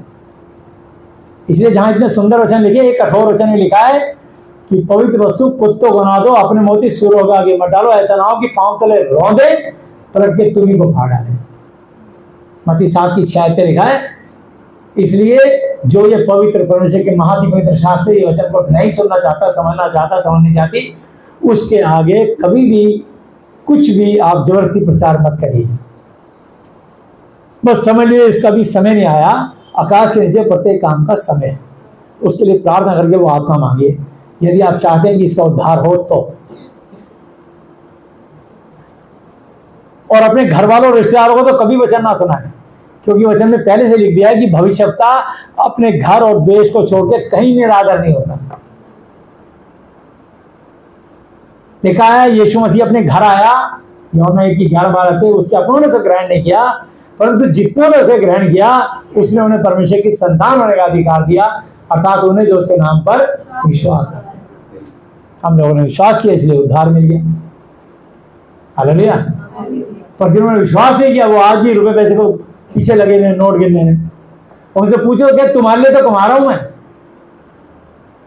पैसे से सुख नहीं मिलता। मैं आज फिर बता रहा हूं आपको, बड़े बड़े लोग मेरे को पैसे वाले मिले। एक बार मैंने अमेरिका में किसी की दुआ की, उसको ब्लड कैंसर था बच्चे को, और वो इलाज कराने अमेरिका लेकर 6 करोड़ रुपए खर्च कर चुके थे उसके बच्चे के लिए। तो कहीं से मेरा नंबर किसी ने दे दिया उसको कि इंडिया में, दिल्ली में एक आदमी है, वो आपसे कम से कम 1 घंटा बात करेगा, लेकिन ये आपका बच्चा ठीक हो सकता है। मैं इसको प्रचार किया, प्रार्थना करी, और यीशु मसीह ने उसको ब्लड कैंसर से आज़ाद कर दिया। हालेलुया। तो जो काम 6 करोड़ नहीं कर सका वो हमारे यीशु मसीह नासनी ने करके दिखाया। समय लगता है, टाइम लगता है, उतना पैसा दिया, चाहे उनकी जितनी एचडी कॉल लगी मुझे नहीं पता। तो सत्य को जानोगे, सत्य तुम्हें स्वतंत्र करेगा। मैंने सिर्फ सत्य बताया। तो कहना तो यह है कि परमेश्वर अपने वचन पे चलने के कारण लोगों को ब्लेसिंग देते हैं, और वचन पे ना चलने के कारण ही उनको दंड भी देते हैं। हालेलुया। सो यहाँ लिखा है 7 आयत, और तुम भी जब यीशु मसीह को नहीं जानते और मानते थे, तुम भी जब संसारिक और शारीरिक थे, इन्हीं बुराइयों में जीवन बिताते थे, तो इन्हीं के अनुसार चलते भी थे। हालेलुया। मैं वैसे ही चलते थे, पाप में चलते थे। हालेलुया। पर अब तुम भी इन सबको, अर्थात क्रोध, गुस्से को, रोष, भैर भाव को, जोश में आना, बैर भाव, दुश्मनी को, निंदा, आलोचना को, और मुंह से गालियां बकना, ये सब बातें छोड़। क्योंकि लिखा मत्ती 12:35-36 पे, भला मनुष्य मन के भले भंडार से भली बातें निकालता है, बुरा मनुष्य बुरे भंडार से बुरी बातें निकालता है। जो जो बेकार तुच्छ बातें मनुष्य कहेंगे, न्याय के दिन हर एक बात का लेखा देंगे, हर एक बात का, क्योंकि तू अपनी बातों के कारण निर्दोष, अपनी बातों के कारण दोषी ठहराया जाएगा। हालेलुया। तो हमारे मुंह के एक बोल का लेखा लिया जाएगा। इसलिए किसी के लिए भी कुटिल बात ना बोलो, किसी का कोई टेढ़ा मेढ़ा नाम ना रखो, किसी की छेड़ मत रखो, तो जिससे उसको चुलन होती है, तुम्हारा लेखा लिया जाएगा एक बात का। एक दूसरे से झूठ मत बोलो, क्योंकि तुमने पुराने मनुष्य को उसके कामों से भेद उतार डाला। हालेलुया। पहले छोटी छोटी बात पे कसम खाते थे, touch wood, by God, I sure, माँ कसम, बच्चा कसम, रोज की कसम, तेरी जान कसम। 1 मिनट नहीं लगाते थे कसम खाने में। बोलो अपनी कसम क्यों नहीं खाता? बोलो मैं बुखार हो गया तो। मेरी क्यों खा रहा है? बोलो तू मर जा तो मर जा, इसे तेरी खाई कसम, तेरी कसम, तेरी जान कसम। अभी मैंने 500 रुपये उसी को दिए हैं, वीडियो वाले को। अभी मैंने किस्त भरी है, अभी कमेटी वाले को पैसे दिए हैं, अभी मैं बिजली का बिल जमा करके आ रहा हूँ। जेब में 5000 रुपये, लेकिन 500 रुपये के लिए तुम्हारी झूठी कसम खा जाएगा। अपनी कसम नहीं खाएगा कभी। मैं आपको कहना चाहता हूँ, झूठ बोलते हैं लोग। छोटे छोटे फल बेचने वाले एकदम झूठ बोलते हैं, बिल्कुल सरेआम झूठ। केला कैसे दिया? 80 रुपये दे। अरे भैया 60 तो सब जगह मिल रहा है। अरे मेरे को तो खुद ही 76 रुपये पड़ रहा है। ऐसे झूठ बोल दिया ना। झूठ बोलते ही उसके जीवन में एक श्राप आ जाए। तुम्हारी बातचीत पहला याकूब पत्री 5:12 लिखा, हे मेरे भाइयों सबसे श्रेष्ठ बात है कि शपथ ना खाना, ना तो स्वर्ग की, ना पृथ्वी की, ना किसी वस्तु पर तुम्हारी बातचीत हाँ की हाँ ना की ना हो, ताकि तुम दंड के योग्य ना ठहरो। उसी समय दंड आ जाता है। झूठ बोलते, कसम खाते, लोगों को पता ही नहीं है, शिक्षा नहीं मिल रही ना। सही शिक्षा ना मिलने के कारण लोग झूठ बोलने में देर नहीं लगाते। पर प्रभु ने आपको बदला अंश करके। आप उसकी हर संडे आके शिक्षा लेते हो, अपने घर में पढ़ते हो, प्रार्थना करते हो, महिमा करते हो, गवाहियाँ सुनते हो, प्रचार सुनते हो, तो आपके जीवन में बदलाव आता है। आपके लगातार संगति में रहने के कारण कुछ ना कुछ सीखते रहते हैं। हालेलुया। जो सीखते हैं वो बदलाव लाते हैं। तो लिखा है, और नए मनुष्यत्व को पहन लिया है, जो अपने रचने वाले सृजनहार के स्वरूप के अनुसार ज्ञान प्राप्त करने के लिए नया बनता जाता है। हालेलुया। इसलिए प्रभु हमें बिल्कुल नया बनाते चले जाते हैं अपनी शिक्षा से। और बिल्कुल सही लिखा है परमेश्वर ने, एक वचन ना ऐसा नाप तोड़ के लिखा है कि लोगों को एकदम दिल में खड़ाक से धस जाता है। तेरे बारे में लिखा है, कोमा, एक मात्रा, एक बिंदु भी बिना पूरा हुए मेरे पास लौटेगा नहीं, पूरा काम करके ही है। इसलिए बाइबल की बातें जल्दी से लोग एक्सेप्ट नहीं करते, ग्रहण नहीं करते, स्वीकार नहीं करते, क्योंकि उनको पता हम तो झूठ बोलने के आदि। तो बाइबल मनुष्य के पुराने मनुष्यत्व को चेंज कर देती है। हालेलुया। और लालच पैसे के कारण आता है।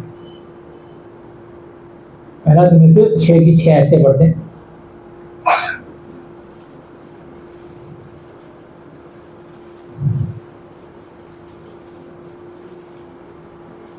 पर संतोष सही भक्ति बड़ी कमाई है, क्योंकि ना हम जगत में कुछ लाए हैं और ना कुछ ले जा सकते हैं। और यदि हमारे पास खाने और पहनने को हो तो यहीं पर संतोष सब्र करना चाहिए। पर जो धनवान होना चाहते हैं, धनी होना चाहते हैं, वो ऐसी परीक्षा और फंदे और बहुतेरे मतलब बहुत तरह के, व्यर्थ का मतलब बेकार, और हानिकारक मतलब नुकसानदायक, लालसाओं मतलब इच्छाओं में फंसते हैं, जो मनुष्यों को बीमार देती है और विनाश के समुद्र में डुबो देती है। क्योंकि रुपए का लोभ सब प्रकार की बुराइयों की जड़ है। कितने प्रकार की? सब प्रकार की जो मूल जड़ है वो पैसा है। पैसे के लिए इंसान किसी का खून कर देता है, किसी का बच्चा चुरा लेता है, किडनैप कर लेता है। पैसे के लिए इंसान अपने तन को बेच देता है, कुमार पे चला जाता है, पैसे के लिए नशीली चीजें बेचना शुरू कर देता है। पैसे के लिए इंसान निडर और बेखौफ हो जाता है, रिश्वत देकर छूटना चाहता है पैसे ही। हर जगह उसकी चाल नहीं चलती, हर जगह उसकी दाल नहीं गलती। कुछ ईमानदार अफसर भी होते हैं जो न्याय करते हैं। तो लिखा है, क्योंकि रुपए का लोभ सब प्रकार की बुराइयों की जड़ है, जिसे प्राप्त करने का प्रयत्न कोशिश करते हुए कितनों ने विश्वास से, सत्य से, यीशु मसीह नासरी से, बाइबल की शिक्षा से भटककर अपने आप को नाना प्रकार के भिन्न भिन्न प्रकार के दुखों से छलनी बना लिया। हालेलुया। इसलिए उनका जीवन छलनी हो गया है, क्योंकि वो पैसे के पीछे दौड़ते हैं। पैसे के कारण उनकी बुद्धि नहीं काम करती, पैसे के कारण अपना जमीन बेच देते हैं, पैसे के कारण लोगों से घूस मांगने के कारण ऑब्जेक्शन पे ऑब्जेक्शन लगा देते हैं, ये कागज कम है, वो कागज कम है, इतने चक्कर कटाते हैं। आखिर में बंदा कहता है यार तुझे क्या लेना है, बोला 500 रुपये दे, हो गया काम।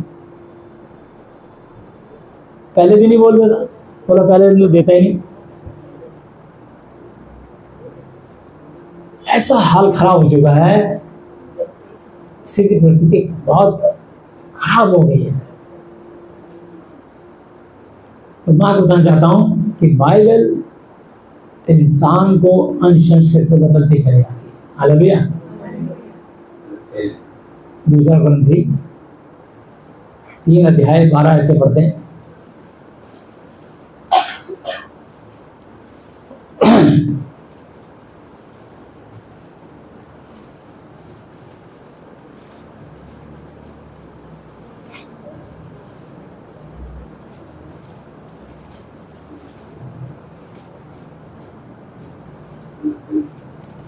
पहले 6 आयत फिर 12 से 18 आयत तक पढ़ेंगे। जिसने हमें नई वाचा के सेवक होने के योग्य किया, शब्द के सेवक नहीं वरन आत्मा के, क्योंकि शब्द मारता है पर आत्मा जीवन देता है, जिलाता है, जीवित करता है। हालेलुया। आपके अंदर एक नई ताजगी, एक नया आनंद, एक नया विश्वास भर देता है।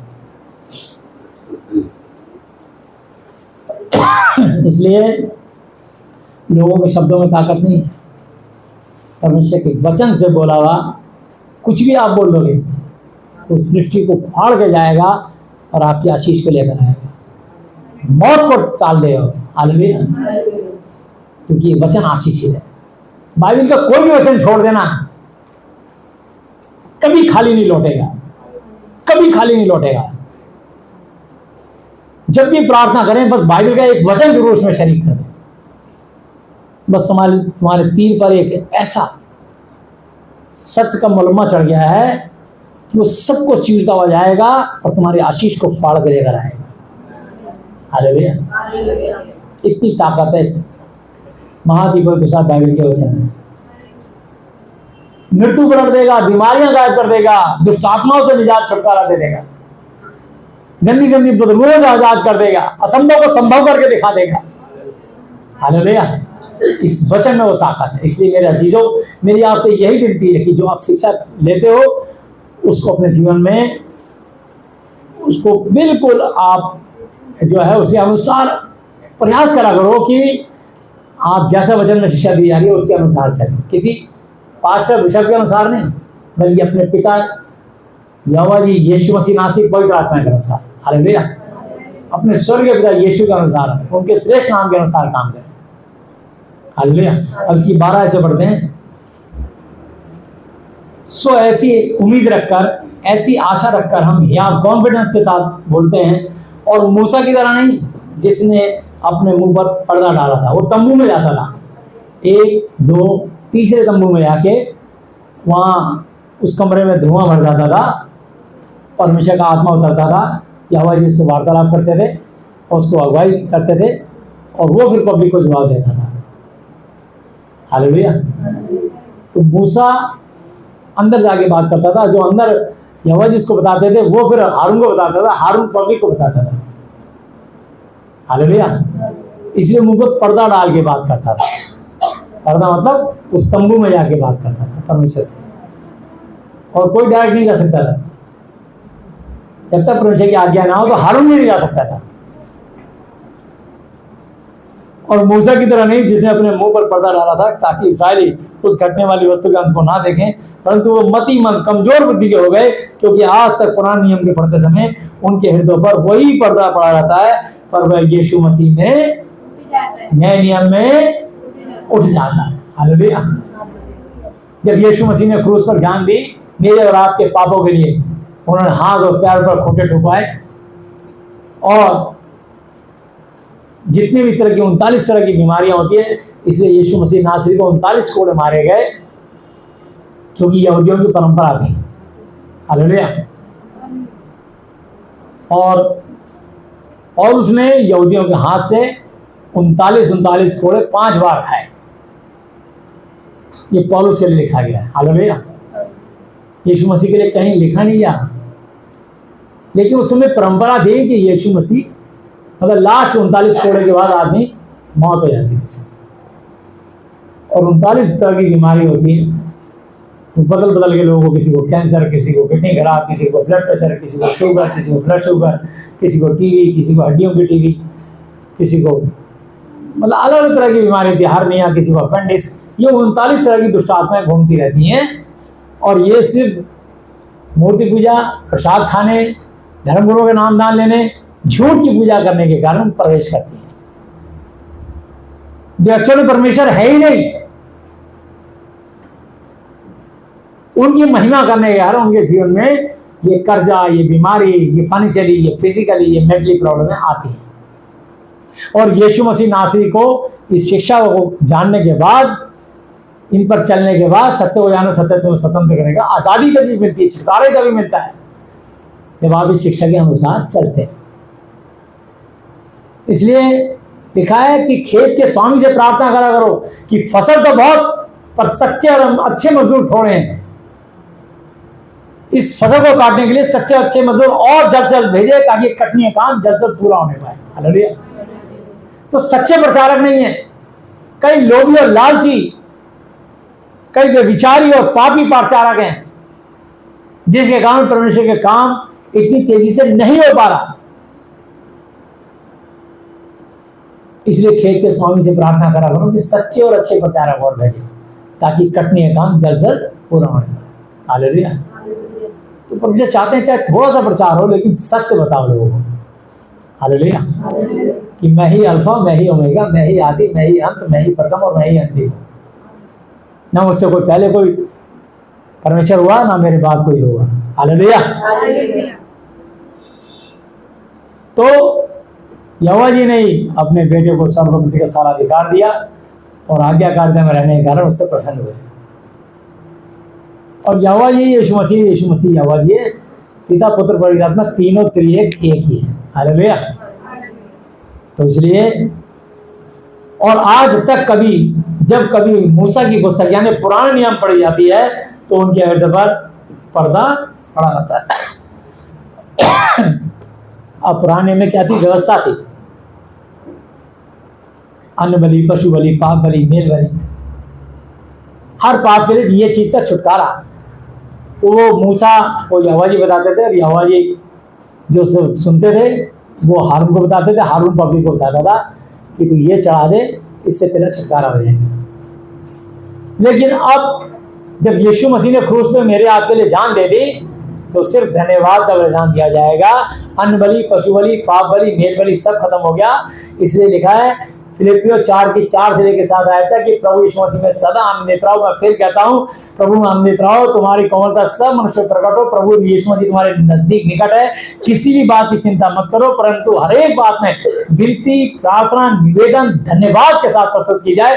तब परमेश्वर की यहोवा जी की शांति जो यीशु मसीह में है तुम्हारे हार्ट, हृदय और तुम्हारे विचारों को यीशु मसीह में सेफ सुरक्षित रखेगी। आमीन। इसलिए लिखा 4:13 पे जो मुझे सामर्थ देता है उस यीशु मसीह नासरी के नाम में सब कुछ कर सकता हूँ। हालेलुया। इसलिए लिखा है इसी फिलिप्पियों 4:19-20 पे कि मेरा परमेश्वर भी अपने उस धन के अनुसार जो महिमा सहित यीशु मसीह में तुम्हारी और मेरी हर एक घटी को पूरी करेगा। उसी का राज्य युगान अनंत काल तक होता रहे। आमीन। हालेलुया।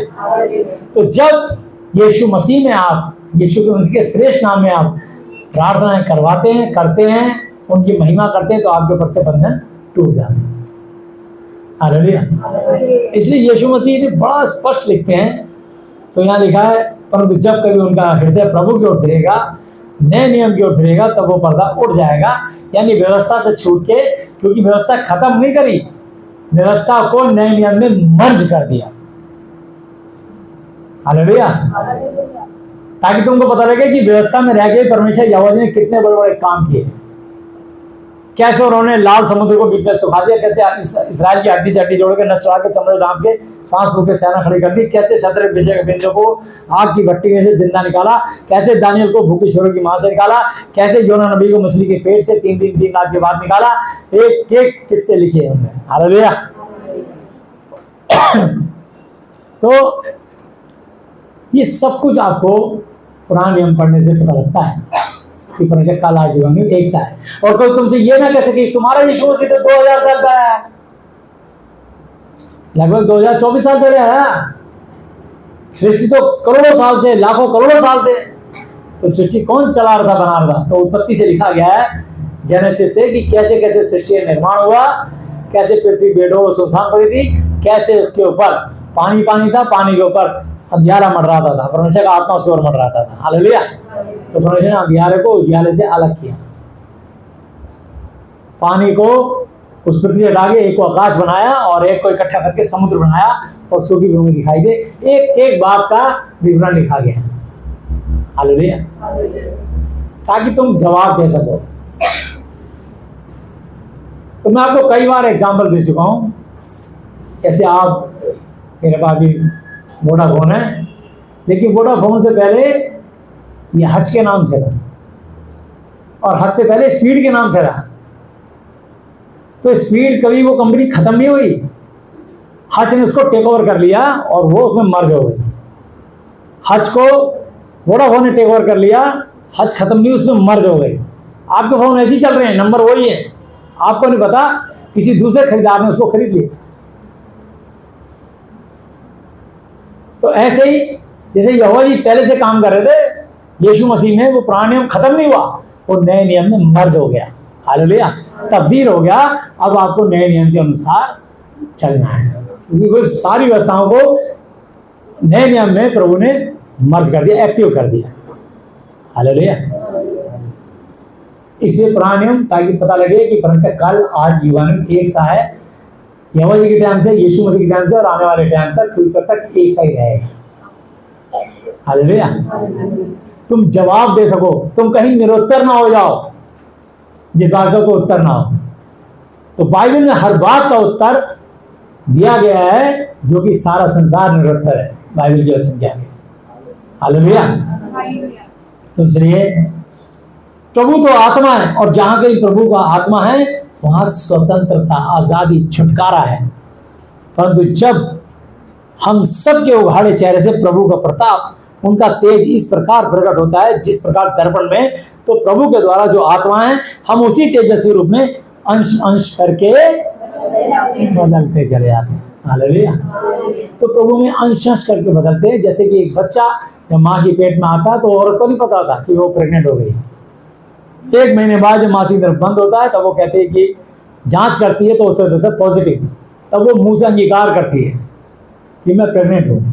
दिखा बच्चा, वो खुद भी देखना चाह आईने में तो बच्चे को नहीं देख सकती। वो 9 महीने लोग अंगीकार करती है मैं पेट से हूँ, मेरे पेट में बच्चा है, दिखा नहीं सकती।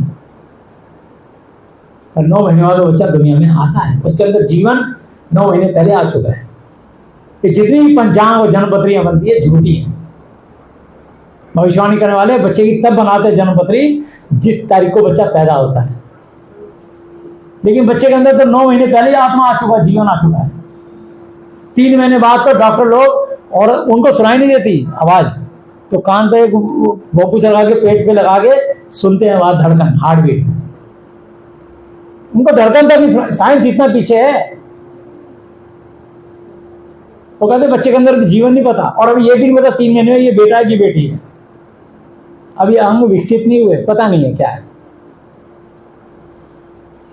तो ये परमेश्वर जानते हैं कब उस बच्चे को वो देना है, किसको बेटा बेटी बना के धरती भेजना है, और किसके लिए क्या प्लानिंग रखी है, क्या योजना है, क्या इससे मैंने काम लेना है। सो जितने लोग परमेश्वर से प्रेम रखते हैं उनके लिए सब बातें मिलकर भलाई को उत्पन्न करती हैं, अर्थात उन्हीं के लिए जो उसकी इच्छा अनुसार भला है। हालेलुया। रोमियो 28 पे लिखा है, 31 आयत पे लिखा है, रोमियो 8:31 पे, 100 बातों में क्या कहें, यदि परमेश्वर हमारी ओर तो हमारा विरोधी कौन हो सकता है। रोमियो 8:33 पे लिखा, कौन है जो मेरे चुने में दोष लगाएगा, परमेश्वर वो जो धर्मी ठहराने वाला है। हालेलुया। इसलिए आप परमेश्वर के चुने में दोष नहीं लगा सकते। हर एक का लेखा लेने वाला वो हाकिम स्वयं स्वर्ग में विराजमान है, वो अपने आप लेखा लेंगे। हालेलुया। बस सिर्फ हमें प्रार्थना करनी है किसी के लिए भी। वो शैतान के फंदे में फंस चुकी है, क्योंकि वो वचन पे नहीं चलती, इसलिए शैतान ने उसको पकड़ लिया है। और जब तक वो वचन पे नहीं चलेगी तब तक उसको शैतान से छुटकारा नहीं मिलेगा। अब चाहे तुम्हारा पति हो, चाहे तुम्हारा पिता हो, चाहे तुम्हारा बेटा हो, बेटी हो, पत्नी हो, बहन हो, बच्चा हो बच्ची हो जो भी हो, जब तक वो यीशु मसीह नासरी का नाम नहीं सुनेगा सुनेगी। इसे लिखा रोमियो 14:11-12 पे, मेरे जीवन की सौगंध, परमेश्वर कह रहा है मेरे जीवन की सौगंध, हर एक घुटना टिकेगा, हर एक मसला टिकेगा, हर एक जीव परमेश्वर अंगीकार करेगा, सो उनमें से हर एक व्यक्ति अपना अपना लेखा देगा। हालेलुया, लेखा जरूर लिया जाएगा सबसे। इसलिए आपने वचन किसी को सुना दिया, बेकार नहीं गया ये वचन। उसकी मृत्यु ही तब होगी जब तक वो यीशु मसीह का नाम ना सुन ले, जान ले। उससे पहले मौत छू नहीं सकती उसे, क्योंकि प्रभु कह रहा है जब तक तुम सारे सुसमाचार देखना हटोगे तब तक मेरा आगमन नहीं होगा। इसलिए हर नगर, हर देश, हर कंट्री, हर राज्य, हर छोटे से मोहल्ले तक में भी यीशु मसीह का नाम जाएगा। हालेलुया, चाहे राजा का महल हो और चाहे कोई किसी तंबू में रहने वाला, झोपड़पट्टी में रहने वाला निर्धन मनुष्य हो, सब तक वचन जाएगा। हालेलुया।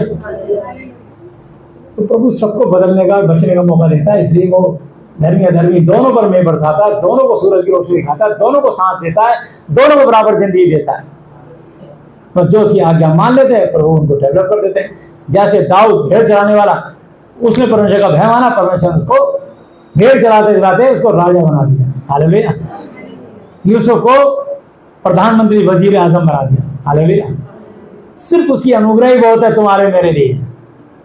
मेरा और आपका फर्ज, कर्तव्य, दायित्व इतना है कि हम इस वचन के अनुसार चलें और उस सच्चे और अच्छे और पवित्र परमेश्वर को जाने और उसको पहचाने और उसके अनुसार चलें। हालेलुया। इसलिए यूहन्ना 10 अध्याय पढ़ते हैं।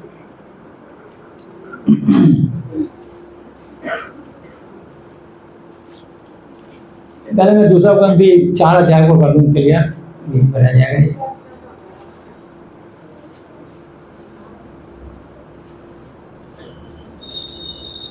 4 के 3 आयत पढ़ रहा हूँ, दूसरा क्रम भी 4 के 3।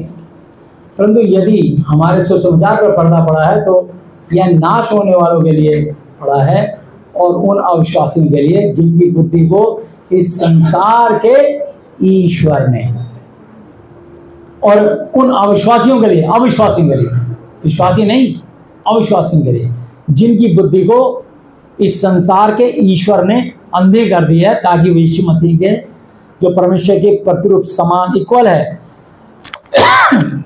उसके तेजों में सुसमाचार का प्रकाश उन पर ना छाएंगे। हालेलुया।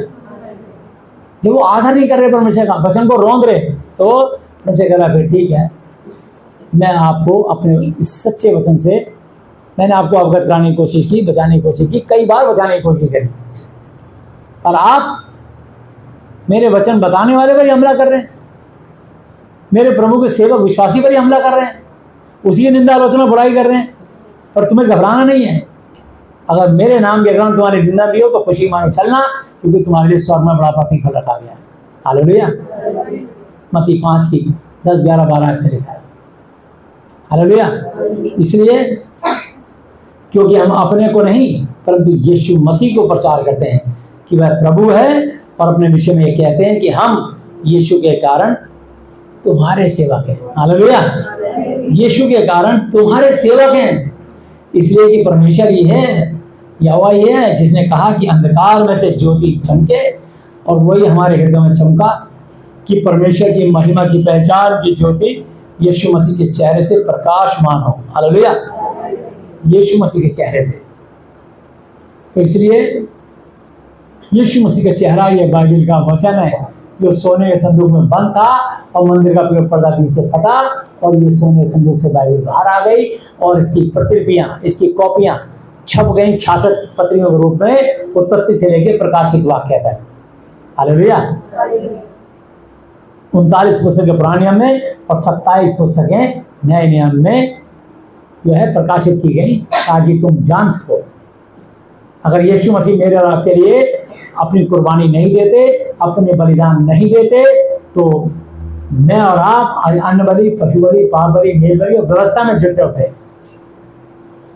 लेकिन प्रभु ने व्यवस्था से स्वतंत्र करके सिर्फ धन्यवाद का बलिदान चढ़ाना, प्रभु की महिमा करनी है। हालेलुया।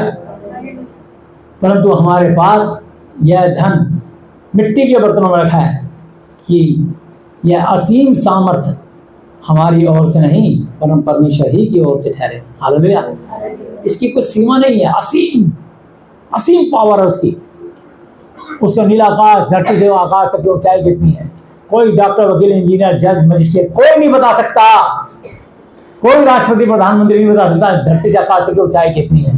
कोई नहीं बता सकता कि नीला आकाश कहाँ शुरू कहाँ खत्म। कोई नहीं बता सकता कि आकाश में कितने तारे गिन के बताए। कोई नहीं बता सकता फीते से माप के सूरज को नाप के बताए कि इतना बड़ा है। मैं आपको बताना चाहता हूँ, ये वो विशाल परमेश्वर है जिसके तुम कामों को, जिसके अनदेखे गुणों को देख करके तुम वाह, क्या बात है, क्या बात है, स्नोफॉल हो रहा है, क्या ऊंची ऊंची पहाड़ी, क्या घटाएं। अभी गर्मी थी और यहाँ पर एकदम कैसा, एकदम बादल ही बादल आ गए, बादल बीच में से निकल रहे हैं। तो हम जब आप प्रकृति के नज़ारे देखते हो, आप चिड़ियाघर में जाके रंग बिरंगे तोते, चिड़िया, छोटे छोटे पंछी देखते हो, तरह तरह के आप जानवर देखते हो, हैं, सफ़ेद टाइगर, और आप जो है बब्बर शेर, और कैसे आप छोटे छोटे जो जानवर हैं, छोटे छोटे जानवर, समझे आप, एक एक को देखते हो परमेश्वर की बनाई हुई कैसी सृष्टि के रचना। हालेलुया। परमेश्वर ने कैसे कैसे जीव बनाए, चूहा, बिल्ली, कुत्ता, एक एक के ऊपर अधिकारी खड़ा दिया, एक दूसरे से डरते हैं, सब एक दूसरे शिकार हैं।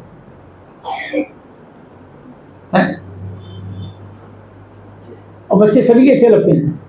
छोटा चूहिया का बच्चा इतना सा घूमता, तो मलैया का बच्चा इतना सा देखकर पेड़ का कितना उसकी पीठ पे जा रहा अपनी माँ की, कितना प्यारा लगता है। ऐसे तुमको अपने बच्चे प्यारे लगते हैं। परमेश्वर आपको दिखाता है कि जब छोटा होता है कितना क्यूट लगता है। ऐसे हम भी छोटे थे, नए थे, और जब बड़े बड़े वचन सुनाते हैं, बड़ी बड़ी बातें बोलते हैं, इस वचन से लोग कहते हैं कितना ज्ञान है इसके पास। ये ज्ञान इस वचन से ही मिला हमको, ये ज्ञान यीशु मसीह के अनुग्रह से मिला हमको। हालेलुया। ताकि सुनने वालों का अनुग्रह आशीष हो। हम चारों ओर से कलेश तो भोगते हैं पर संकट में नहीं पड़ते। निरुपाय तो हैं कि कोई उपाय नहीं, पर निराश नहीं होते। हालेलुया। निराश नहीं होते। जैसे इस्राएली भाग रहे थे पीछे मिस्री और आगे लाल समुद्र, कोई उपाय नहीं था उनके पास बचने का। उन्होंने घुटने टेक दिए, प्रार्थना करी, परमेश्वर ने लाल समुद्र को बीच में चीर दिया और सुरक्षित निकाल दिया। हालेलुया। हमारे पास हम निरुपाय हैं, कोई उपाय नहीं है हमारे पास। एक उपाय है, संकट के समय तू मुझे पुकार, मैं तेरी सुन लूंगा। मैं तेरा जीवित परमेश्वर हूँ। हालेलुया। विश्वास के कर्ता सिद्ध करने वाले यीशु मसीह नासरी की ओर ताकते रहें और धन्यवाद के विधान चाहते हैं। हालेलुया। वो है हमारा परमेश्वर। इसलिए हम जो है अगर निराश होते हैं, अब कोई उपाय नहीं, लेकिन फिर भी हौसला नहीं छोड़ते। हालेलुया। सताए तो जाते हैं पर त्यागे नहीं आते, गिराए तो जाते हैं पर नाश नहीं होते। हालेलुया। तो इसलिए गिराए तो जाते हैं पर फिर भी हम नाश नहीं होते, फिर भी नहीं मरते। हम यीशु की मृत्यु को अपनी देह में हर समय लिए फिरते हैं। यीशु का जीवन भी हमारी देह में प्रकट हो सकते सामने। हालेलुया। क्योंकि हम जीते जी सर्वदा यीशु के कारण मृत्यु के हाथ में सौंपे जाते हैं कि यीशु का जीवन भी हमारे मरणहार शरीर में प्रकट हो, उजागर हो। सो मृत्यु तो हम पर प्रभाव डालती है और जीवन तुम। हालेलुया। तो हम जिसको वचन सुनाते हैं उसको जीवन मिल जाता है। हालेलुया। उसको नया जीवन मिल जाता है। सो मृत्यु तो हम पर प्रभाव डालती है पर जीवन तुम पर। और इसलिए कि हम में वही विश्वास की आत्मा है जिसके विषय में लिखा है कि मैंने विश्वास किया इसलिए मैं बोला। सो हम भी विश्वास करते हैं इसलिए बोलते हैं, क्योंकि हम जानते हैं कि जिसने प्रभु यीशु मसीह को मुर्दों में से जलाया वही हमें भी यीशु मसीह में भागी जानकर जिलाएगा। आमीन। और तुम्हारे साथ अपने सामने उपस्थित करेगा। हालेलुया। बिल्कुल तुम्हारे सबके साथ अपने पास उपस्थित करेगा। इनको स्वर्ग में जगह दीजिए, क्योंकि इन्होंने मेरे नाम के लिए सच्चाई खराई से महिमा करी। क्योंकि सब वस्तुएं तुम्हारे लिए तुम्हारे लिए हैं, ताकि अनुग्रह बहुतों के द्वारा अधिक होकर परमेश्वर की महिमा के लिए धन्यवाद भी बढ़ाए। इसलिए हम हौसला नहीं छोड़ते। यदि हमारा बाहरी मनुष्यत्व नाश भी होता जाता है तो भी हमारा भीतरी मनुष्यत्व प्रतिदिन नया होता जाता है। हालेलुया। नए होते चले जाते हैं हम, बाइबल को पढ़ के, वचन को करके, महिमा करके, प्रचार करके। और आनंदित होते हैं। हालेलुया। क्योंकि हमारा पल भर का हल्का सा क्लेश हमारे लिए बहुत ही महत्वपूर्ण और अनंत महिमा उत्पन्न करता जाता है। और हम तो देखी वस्तुओं को नहीं, परंतु अनदेखी वस्तुओं को देखते रहते हैं, क्योंकि देखी वस्तुएं थोड़े ही दिन की हैं, परंतु जो थोड़े दिन की है परंतु अनदेखी वस्तुएं सदा बनी रहती हैं। हालेलुया। अगर यीशु मसीह पे आप विश्वास कर रहे हो, अब अनंत काल तक स्वर्ग में रहोगे, इसका प्रतिफल बड़ा है। धरती के जीवन, लास्ट जीवन 120 साल है, और अगर यीशु मसीह में बने रहोगे तो आपको करोड़ों करोड़ों करोड़ों साल के लिए तुम्हारी आत्मा की मृत्यु नहीं होगी, और करोड़ों करोड़ों करोड़ों साल के लिए आप अनंत काल के लिए स्वर्ग में रहोगे। हालेलुया। इसलिए आज आपको शिक्षा देके मजबूर कर दें। और भाई ने बहुत सुंदर जो लिखा, देखो यूहन्ना 10 अध्याय में,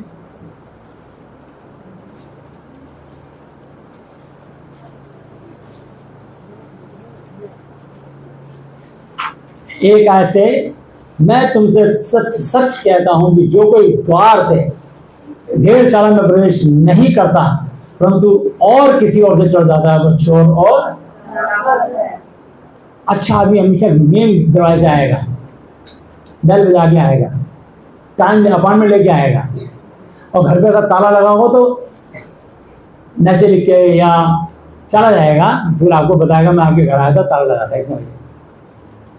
और चोर क्या करेगा, जब तुम घर में ताला लगा जाओगे, तुम्हारे घर में संभल मार के, तुम्हारी दीवार तोड़ के या तुम्हारी छत से कूद के या पाइप के रास्ते के चोरी से आएगा, चुपके से आएगा। वो चोर डाकू है, परंतु जो द्वार से भीतर प्रवेश करता है वो भेड़ों का चरवाहा है। हालेलुया। तो इज्जतदार आदमी, रिस्पेक्ट दिया। यीशु मसीह हमारे जीवन में बिल्कुल शिक्षा को लेकर सामने आए, और मैं यीशु मसीह को जाना, सत्य को जाना, सत्य ने आजाद किया। आज हम यीशु के वली हैं। उन्होंने इतना प्यार दिया हमें, इतने प्यार किया हमें।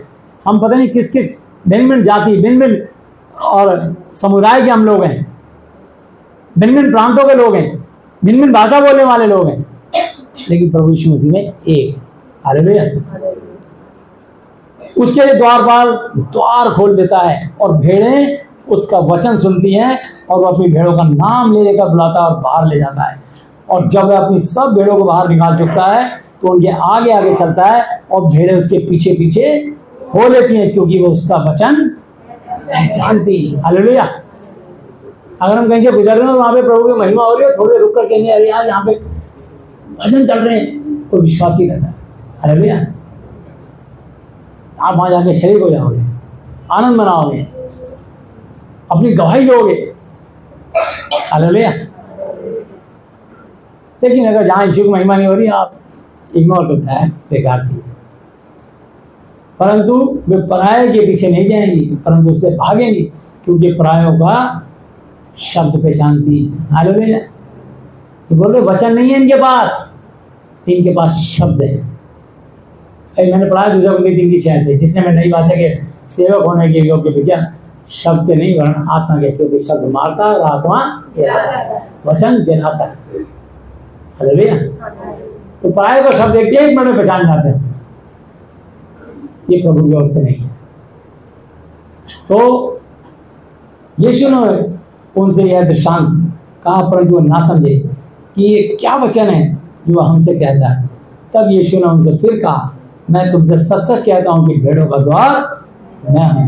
जितने मुझसे पहले आए वे सब चोर और डाकू हैं, थे नहीं हैं, परंतु भेड़ों में उनकी।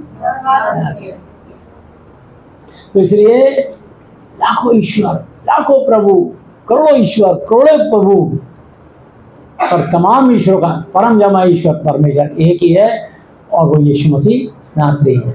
हालेलुया। इसलिए अपने परमेश्वर की महिमा करते हैं।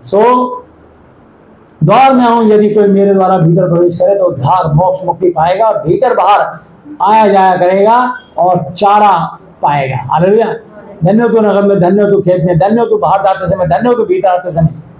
लिखा ना वैसा 28,3 से 14 की आशीष, जितने कहोगे तू हाथ लगाएगा यहोवा सब आशीष देगा। तो प्रभु ने कहा तू बस धन्य है, हर जगह मेरे नाम से है तो तू धन्य है। हालेलुया। जिसके जीवन में यीशु का नाम है वो धन्य है। जिसने दगा दे दिया यीशु मसीह को, वो यीशु का नहीं हो सकता, यीशु की नहीं हो सकती। और सजा के लिए तैयार रहे, वो पिटने के लिए तैयार रहे। शैतान ही मारेगा, प्रभु नहीं मारेंगे। प्रभु के स्वभाव में मारना दंड देना है ही।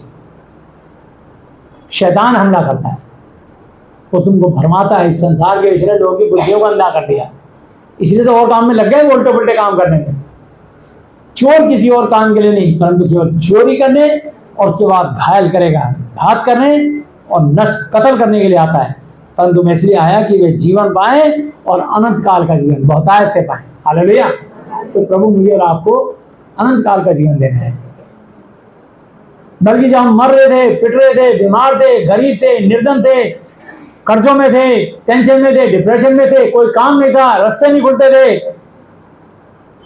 प्रभु हमें उस समय संभालते हैं प्रार्थना के द्वारा, भय मानने के द्वारा।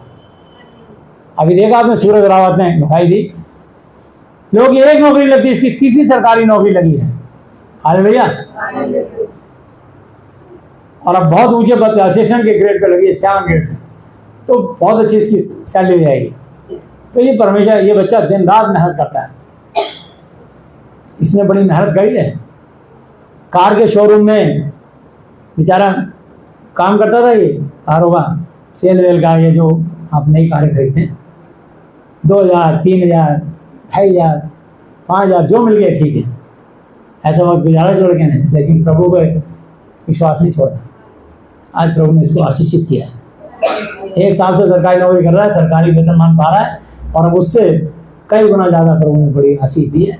क्योंकि जिसके मन में प्रभु का भय होगा, यीशु मसीह जिंदा परमेश्वर का आदर होगा, जो कोई इस महादी पर विश्वास रहेगा वो कभी लज्जित, अपमानित, बेइज्जत, शर्मिंदा तुम कभी नहीं हो सकते। हालेलुया। जो कोई प्रभु यीशु मसीह का नाम लेगा वो उद्धार, मोक्ष, मुक्ति पाएगा। हालेलुया। इसलिए विश्वास सुनने से सुना यीशु मसीह के वचन से होता है। तो जब आप यीशु मसीह का वचन सुनते हो, इस वचन में जीवन है, सामर्थ्य है, पावर है, शक्ति है। अभी मैं एक वचन पढ़ाऊंगा आपको, 17 और 18 है। इस वचन को मैं तब इस्तेमाल करता हूं जब किसी की डेथ हो जाती है, जब कोई प्रभु में हमेशा के लिए सो जाती है। और मैंने कई मुर्दों के लिए दुआ करी, जिसमें से प्रभु यीशु मसीह ने 50 से अधिक मुर्दों को जिंदा कर दिया इस 2 वचन के कारण। हालेलुया। दोनों वचन को साथ लिख लेना। एक नीति चंद 3:16, उसके दाहिने हाथ में दीर्घायु बनाए धन और महिमाएं, और दूसरी 17 और 18 है। हालेलुया। तो प्रभु जिसको चाहते हैं उसको जिंदगी देते हैं, और वो मुर्दा दोबारा जी उठता है। हालेलुया। ये प्रभु की इच्छा पे डिपेंड करता है। हमें प्रार्थना करनी चाहिए, पर रोना नहीं चाहिए। डॉक्टर ने अगर घोषित कर दिया कि उसमें सांस नहीं है, आत्मा नहीं है, जीवन नहीं है, जा चुका है, कोई बात नहीं, घबराओ मत। बोलो ये आप स्वीकार मत करो, बोलो कोई बात नहीं, हमारा यीशु मसीह वो जिंदा है, और ये भी जिंदा है, और जिंदा ही रहेगा, और प्रभु की महिमा करेगा। हालेलुया। आप रोना धोना ना बचाएं, हौसला रखें, प्रभु के दास को फोन लगाएं, उससे बोले, रिक्वेस्ट करें कि भैया इसके लिए दुआ की, मेरा विश्वास है कि आप प्रार्थना करेंगे, ये उठ जाएगा, ये उठ जाएगी। हालेलुया। क्योंकि विश्वास की प्रार्थना द्वारा बहुत कुछ हो सकता है। हालेलुया। तो यहाँ लिखा है, अच्छा चरवाहा मैं हूं। अच्छा चरवाहा भेड़ों के लिए अपने आत्मा, अपना जीवन देता है। यीशु मसीह ने क्रूस पर अपनी जान दी। मजदूर जो ना चरवाहा है और ना भेड़ों का स्वामी, मालिक, भेड़िए को आते हुए देखकर भेड़ों को छोड़कर भाग जाता है, भेड़िया उन्हें पकड़ता और तितर बितर कर देता। वो इसलिए भाग जाता है कि वो मजदूर है, उसको भेड़ों की चिंता नहीं है। अच्छा चरवाहा मैं हूं। जिस तरह पिता यहोवा ने मुझे धरती में मनुष्य बना के भेजा है, और मैं पिता को जानता हूं, यहोवा को, क्योंकि मैं स्वर्ग से उतरा हूं, मैं पिता को जानता हूं, इसी तरह मैं अपनी भेड़ों को जानता हूं, और मेरी भेड़ें मुझे जानती हैं, और मैं भेड़ों के लिए अपना जीवन, अपनी जान, अपना आत्मा देता हूं। मैंने क्रूस पर मार सकते जीवन में ही हूं, यह लिखा ना यीशु मसीह ने कहा है। आने का कि मार सकते प्राण में ही हूं। मनुष्य के अंदर प्राण होता ही नहीं है, मनुष्य के अंदर आत्मा होता है, जीवन होता है, सांस होती है। सांस जानवरों में भी होती है, पर जानवर के अंदर प्राण होता है, और विवेक होता है, बुद्धि नहीं होती। सूंघ करके आवाज से पहचान जाता अपने स्वामी की कि ये उसके पैरों की आवाज है। सूंघ के पता लगा लेता है ये मेरे स्वामी की, और इंसान बुद्धि से पता लगाता है। जानवर अपने लिए सुरंग खोदता है रहने के लिए, आप बढ़िया मकान बनाते हैं। वो अपने लिए स्कूल कॉलेज नहीं खोलते, वो कोई अपने आरओ का पानी या हैंडपम्प नहीं लगाते, या कोई गाय भैंस ये नहीं कहती मैं अपने कुएं से हैंडपम्प चलाती हूँ तो पी ले, मैं फिर पिलाऊंगा तो पी लियो। अकल ही नहीं है उनको। नाली का पानी, गंदा पानी, उसी को थोड़ा मुँह से हटाया, मच्छर उड़ रहे थे, पी लिया उसको। कितने बैक्टीरिया होते हैं। जिस कीचड़ के पानी में तुम पैर डुबो के आते हो बरसात में, फिर पैर धोते हो अपने, क्योंकि उनका बुद्धि नहीं है, उनके पास आत्मा नहीं है, प्राण है। हालेलुया।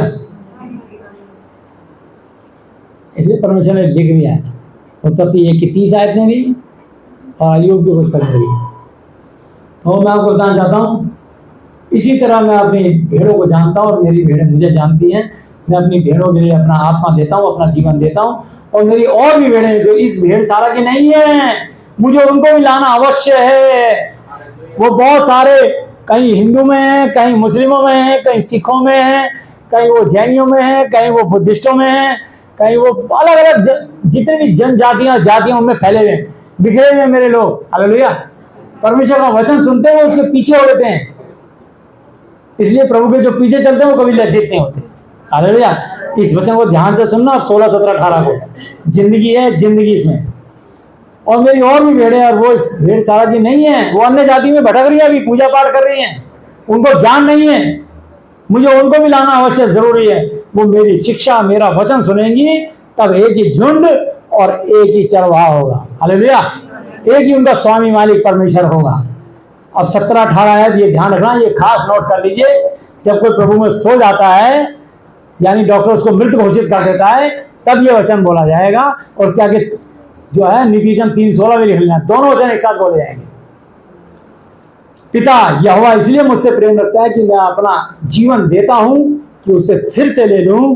कोई उसे मुझसे छीनता नहीं, वरन बल्कि मैं उसे आप स्वयं खुद ही देता हूं। मुझे उसके देने का भी अधिकार है और उसे फिर से लेने का भी अधिकार है। यह आज्ञा मेरे पिता यहोवा से मुझे। हालेलुया।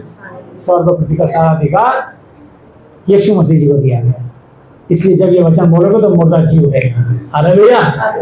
तुम्हारे विश्वास की प्रार्थना के द्वारा, तुम्हारे विश्वास करने के, दुआ कराने के द्वारा उसकी हालात परिस्थिति बदल जाएगी। हालेलुया।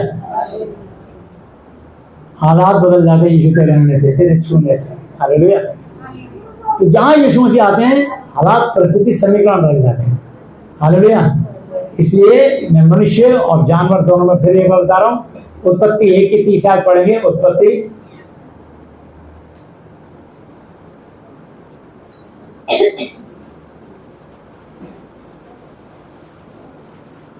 और जितने पृथ्वी पर पशु और आकाश के पक्षी और पृथ्वी पर रहने वाले जंतु हैं, जिनमें जीवन के प्राण हैं। पशु पक्षी और जीव जंतुओं में प्राण होता है, समझ लो। उन सब के खाने के लिए मैंने सब हरे हरे छोटे पेड़ दिए हैं, और वैसा ही हो गया। हालेलुया। और अय्यूब की पुस्तक निकालेंगे,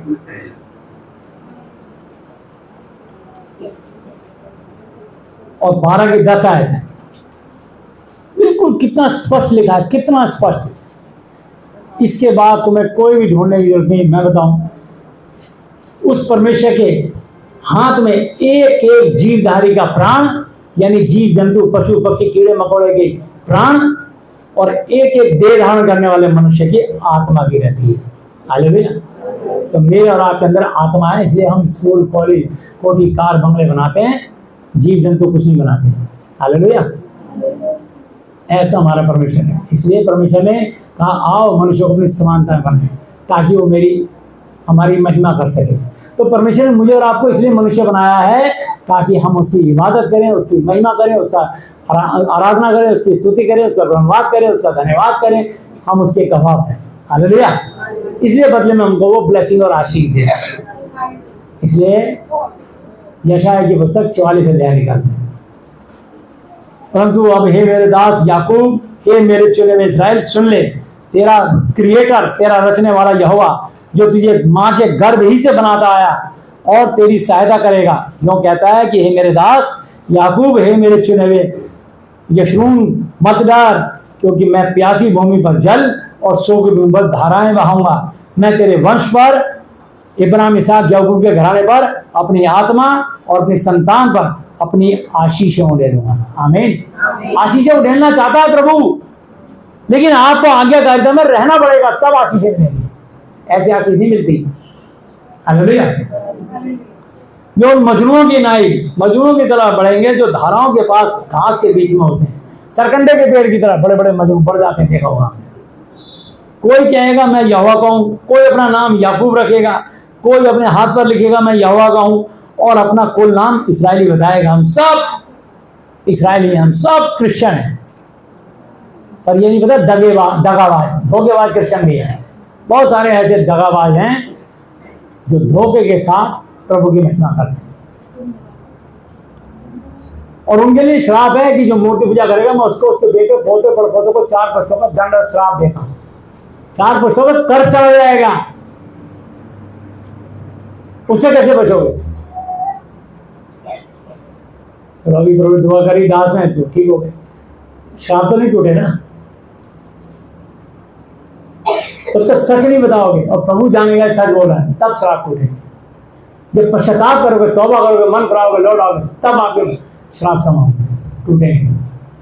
सो लिखा है, यहोवा जो इस्राएल का राजा है, अर्थात सेनाओं का यहोवा जो उसका छुड़ाने वाला है, वो यूं कहता है कि मैं सबसे पहला हूं सृष्टि को बनाने वाला, और मैं ही अंत तक रहूंगा। मुझे छोड़ कोई परमेश्वर है ही नहीं, है ही नहीं। हालेलुया।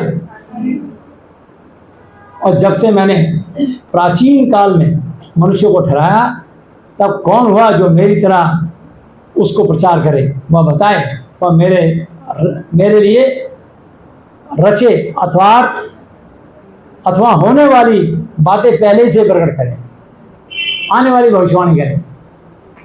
जब तक परमेश्वर यहोवा नहीं जाएंगे, कोई आगे की बात नहीं कर सकता। मत डरो और न भयभीत हो, क्योंकि मैंने प्राचीन काल से, पुराने समय ही से ये वचन तुम्हें नहीं सुनाए और तुम पर प्रकट नहीं किए। तुम मेरे साक्षी हो। क्या मुझे छोड़ कोई और परमेश्वर है? नहीं। मुझे छोड़ कोई चट्टान नहीं, मैं किसी और को नहीं जानता। हालेलुया। जो मूर्त खोद कर बनाते हैं वे सब के सब व्यर्थ बेकार हैं, और जिन वस्तुओं में वो आनंद ढूंढते हैं उनमें से कुछ भी लाभ ना होगा। उनके साक्षी ना तो आप कुछ देखते हैं और ना कुछ जानते हैं, इसलिए उनको लज्जित, शर्मिंदा, बेइज्जत होना पड़ेगा। तो लिखा है, किसने देवता या निष्फल मूर्त ढाली है? कारीगर ने। देख, उसके सब संगियों को तो लज्जित होना पड़ेगा। कारीगर तो मनुष्य ही है। वे सब के सब इकट्ठे होकर खड़े हों, वे डर जाएंगे, वे सब लज्जित होंगे। त्योहार लोहार एक वसूला अंगारों में बनाता और हथौड़े से गढ़कर तैयार करता है। अपने भुजाओं की ताकत से वह उसको बनाता है, रूप आकार शक्ल देता है, फिर भूखा हो जाता है और उसका बल घटता है। वो पानी नहीं पीता और थक जाता है। आग के सामने बैठते पानी नहीं पीता। वो बड़े ही सूत लगाकर टांकी से रखता है, रंधनी से काम करता है।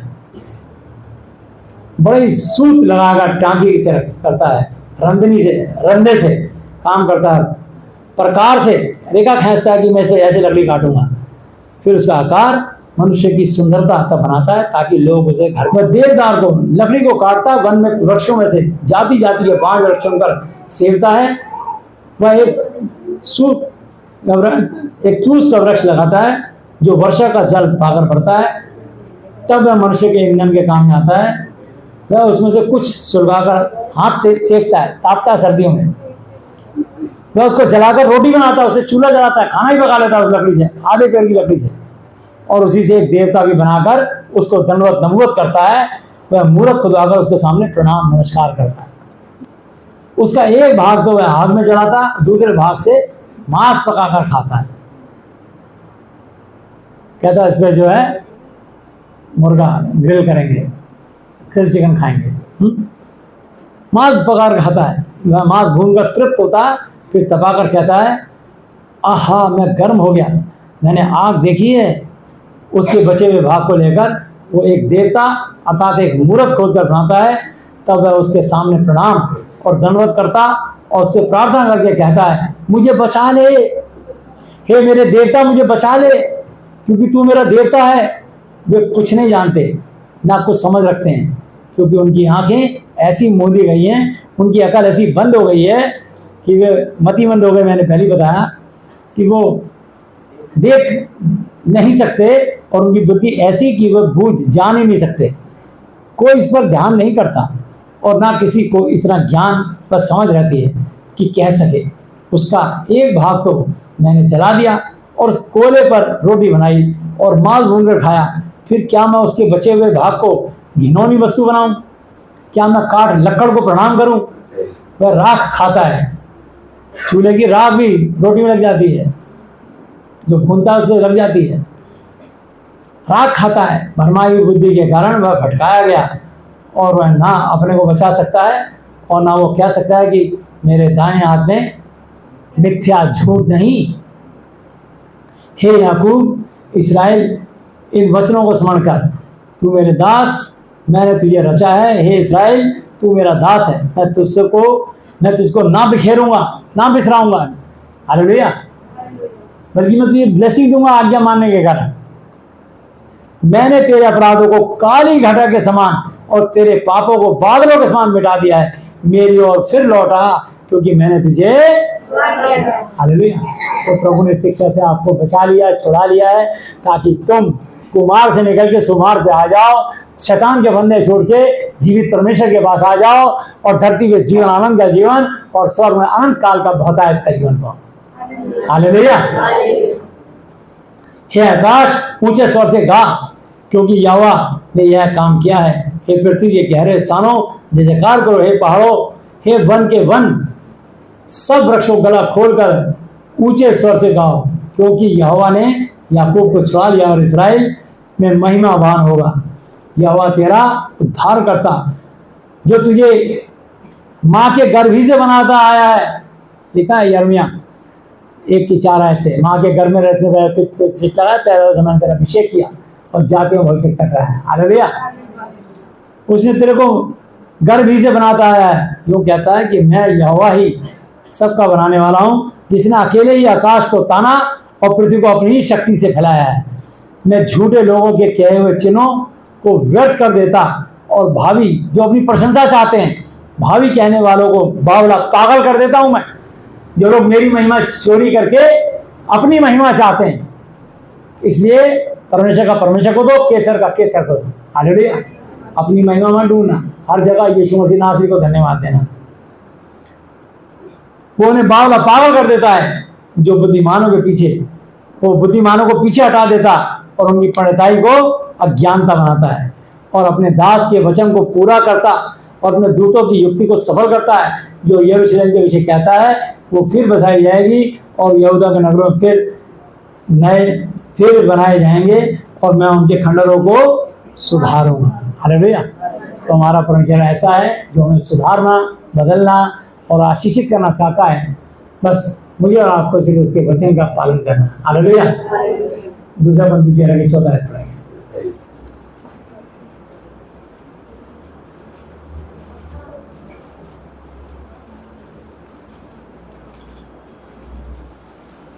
प्रभु यीशु मसीह का अनुग्रह, परमेश्वर यहोवा जी का प्रेम और पवित्र आत्मा की सहभागिता तुम सबके साथ यीशु का नाम में होती रहे, बनी रहे, बिना रुके बढ़ती चले। आमीन। प्रभु यीशु मसीह नासरी अब तक अपने जीवित वचन पे भरोसा सुनाने पर हम में से प्रत्येक को बताया से आशीष है। हालेलुया। आपको जय मसीह की। हे हमारे पिता, आप जो स्वर्ग में हैं, आपका नाम पवित्र माना जाए, आपका राज्य आए, आपकी इच्छा जैसी स्वर्ग में पूरी होती है वैसे पृथ्वी पर भी होगी। हमारे दिन भर की रोटी आज हमें दें, और जिस प्रकार हमने अपने अपराधियों को क्षमा किया है वैसे ही आप भी हमारे अपराधों को क्षमा करें, और भी परीक्षा में ना आए परंतु बुराई से बचाएं, क्योंकि राज्य और पराक्रम और महिमा सदा ही आपके हैं, मेरे प्रभु यीशु मसीह जी के नाम से। आमीन। हालेलुया। यीशु मसीह जी, आज मैंने जितने भी वचन सुना, ये सब वचन मेरे और मेरे परिवार के हर सदस्य के जीवन में 1000 गुना फल है।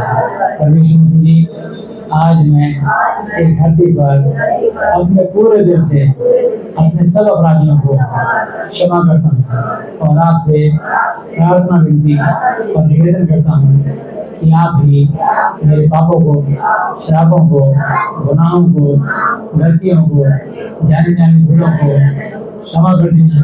परमेश्वर जी, आज से आप ही मेरे पिता, गुरु और परमेश्वर हो। मैं आपका बेटा, चेला और विश्वासी। आप मुझे और मेरे परिवार के हर सदस्य को मानसिक चिंताओं से, आर्थिक समस्याओं से, शारीरिक बीमारियों से और हर तरह की अशुद्ध आत्माओं से आजाद, चंगा, स्वस्थ कर दिए। मेरी प्रार्थनाओं को सुनने के लिए धन्यवाद। धन्यवाद पिता, यहोवा जी, धन्यवाद प्रभु यीशु मसीह जी, धन्यवाद पवित्र आत्मा जी, मेरे प्रभु यीशु मसीह जी के नाम से आमीन। Hallelujah, hallelujah, hallelujah. बोलो प्रभु यीशु मसीह जी की। यीशु मसीह का नाम है। सबको जय यीशु मसीह जी।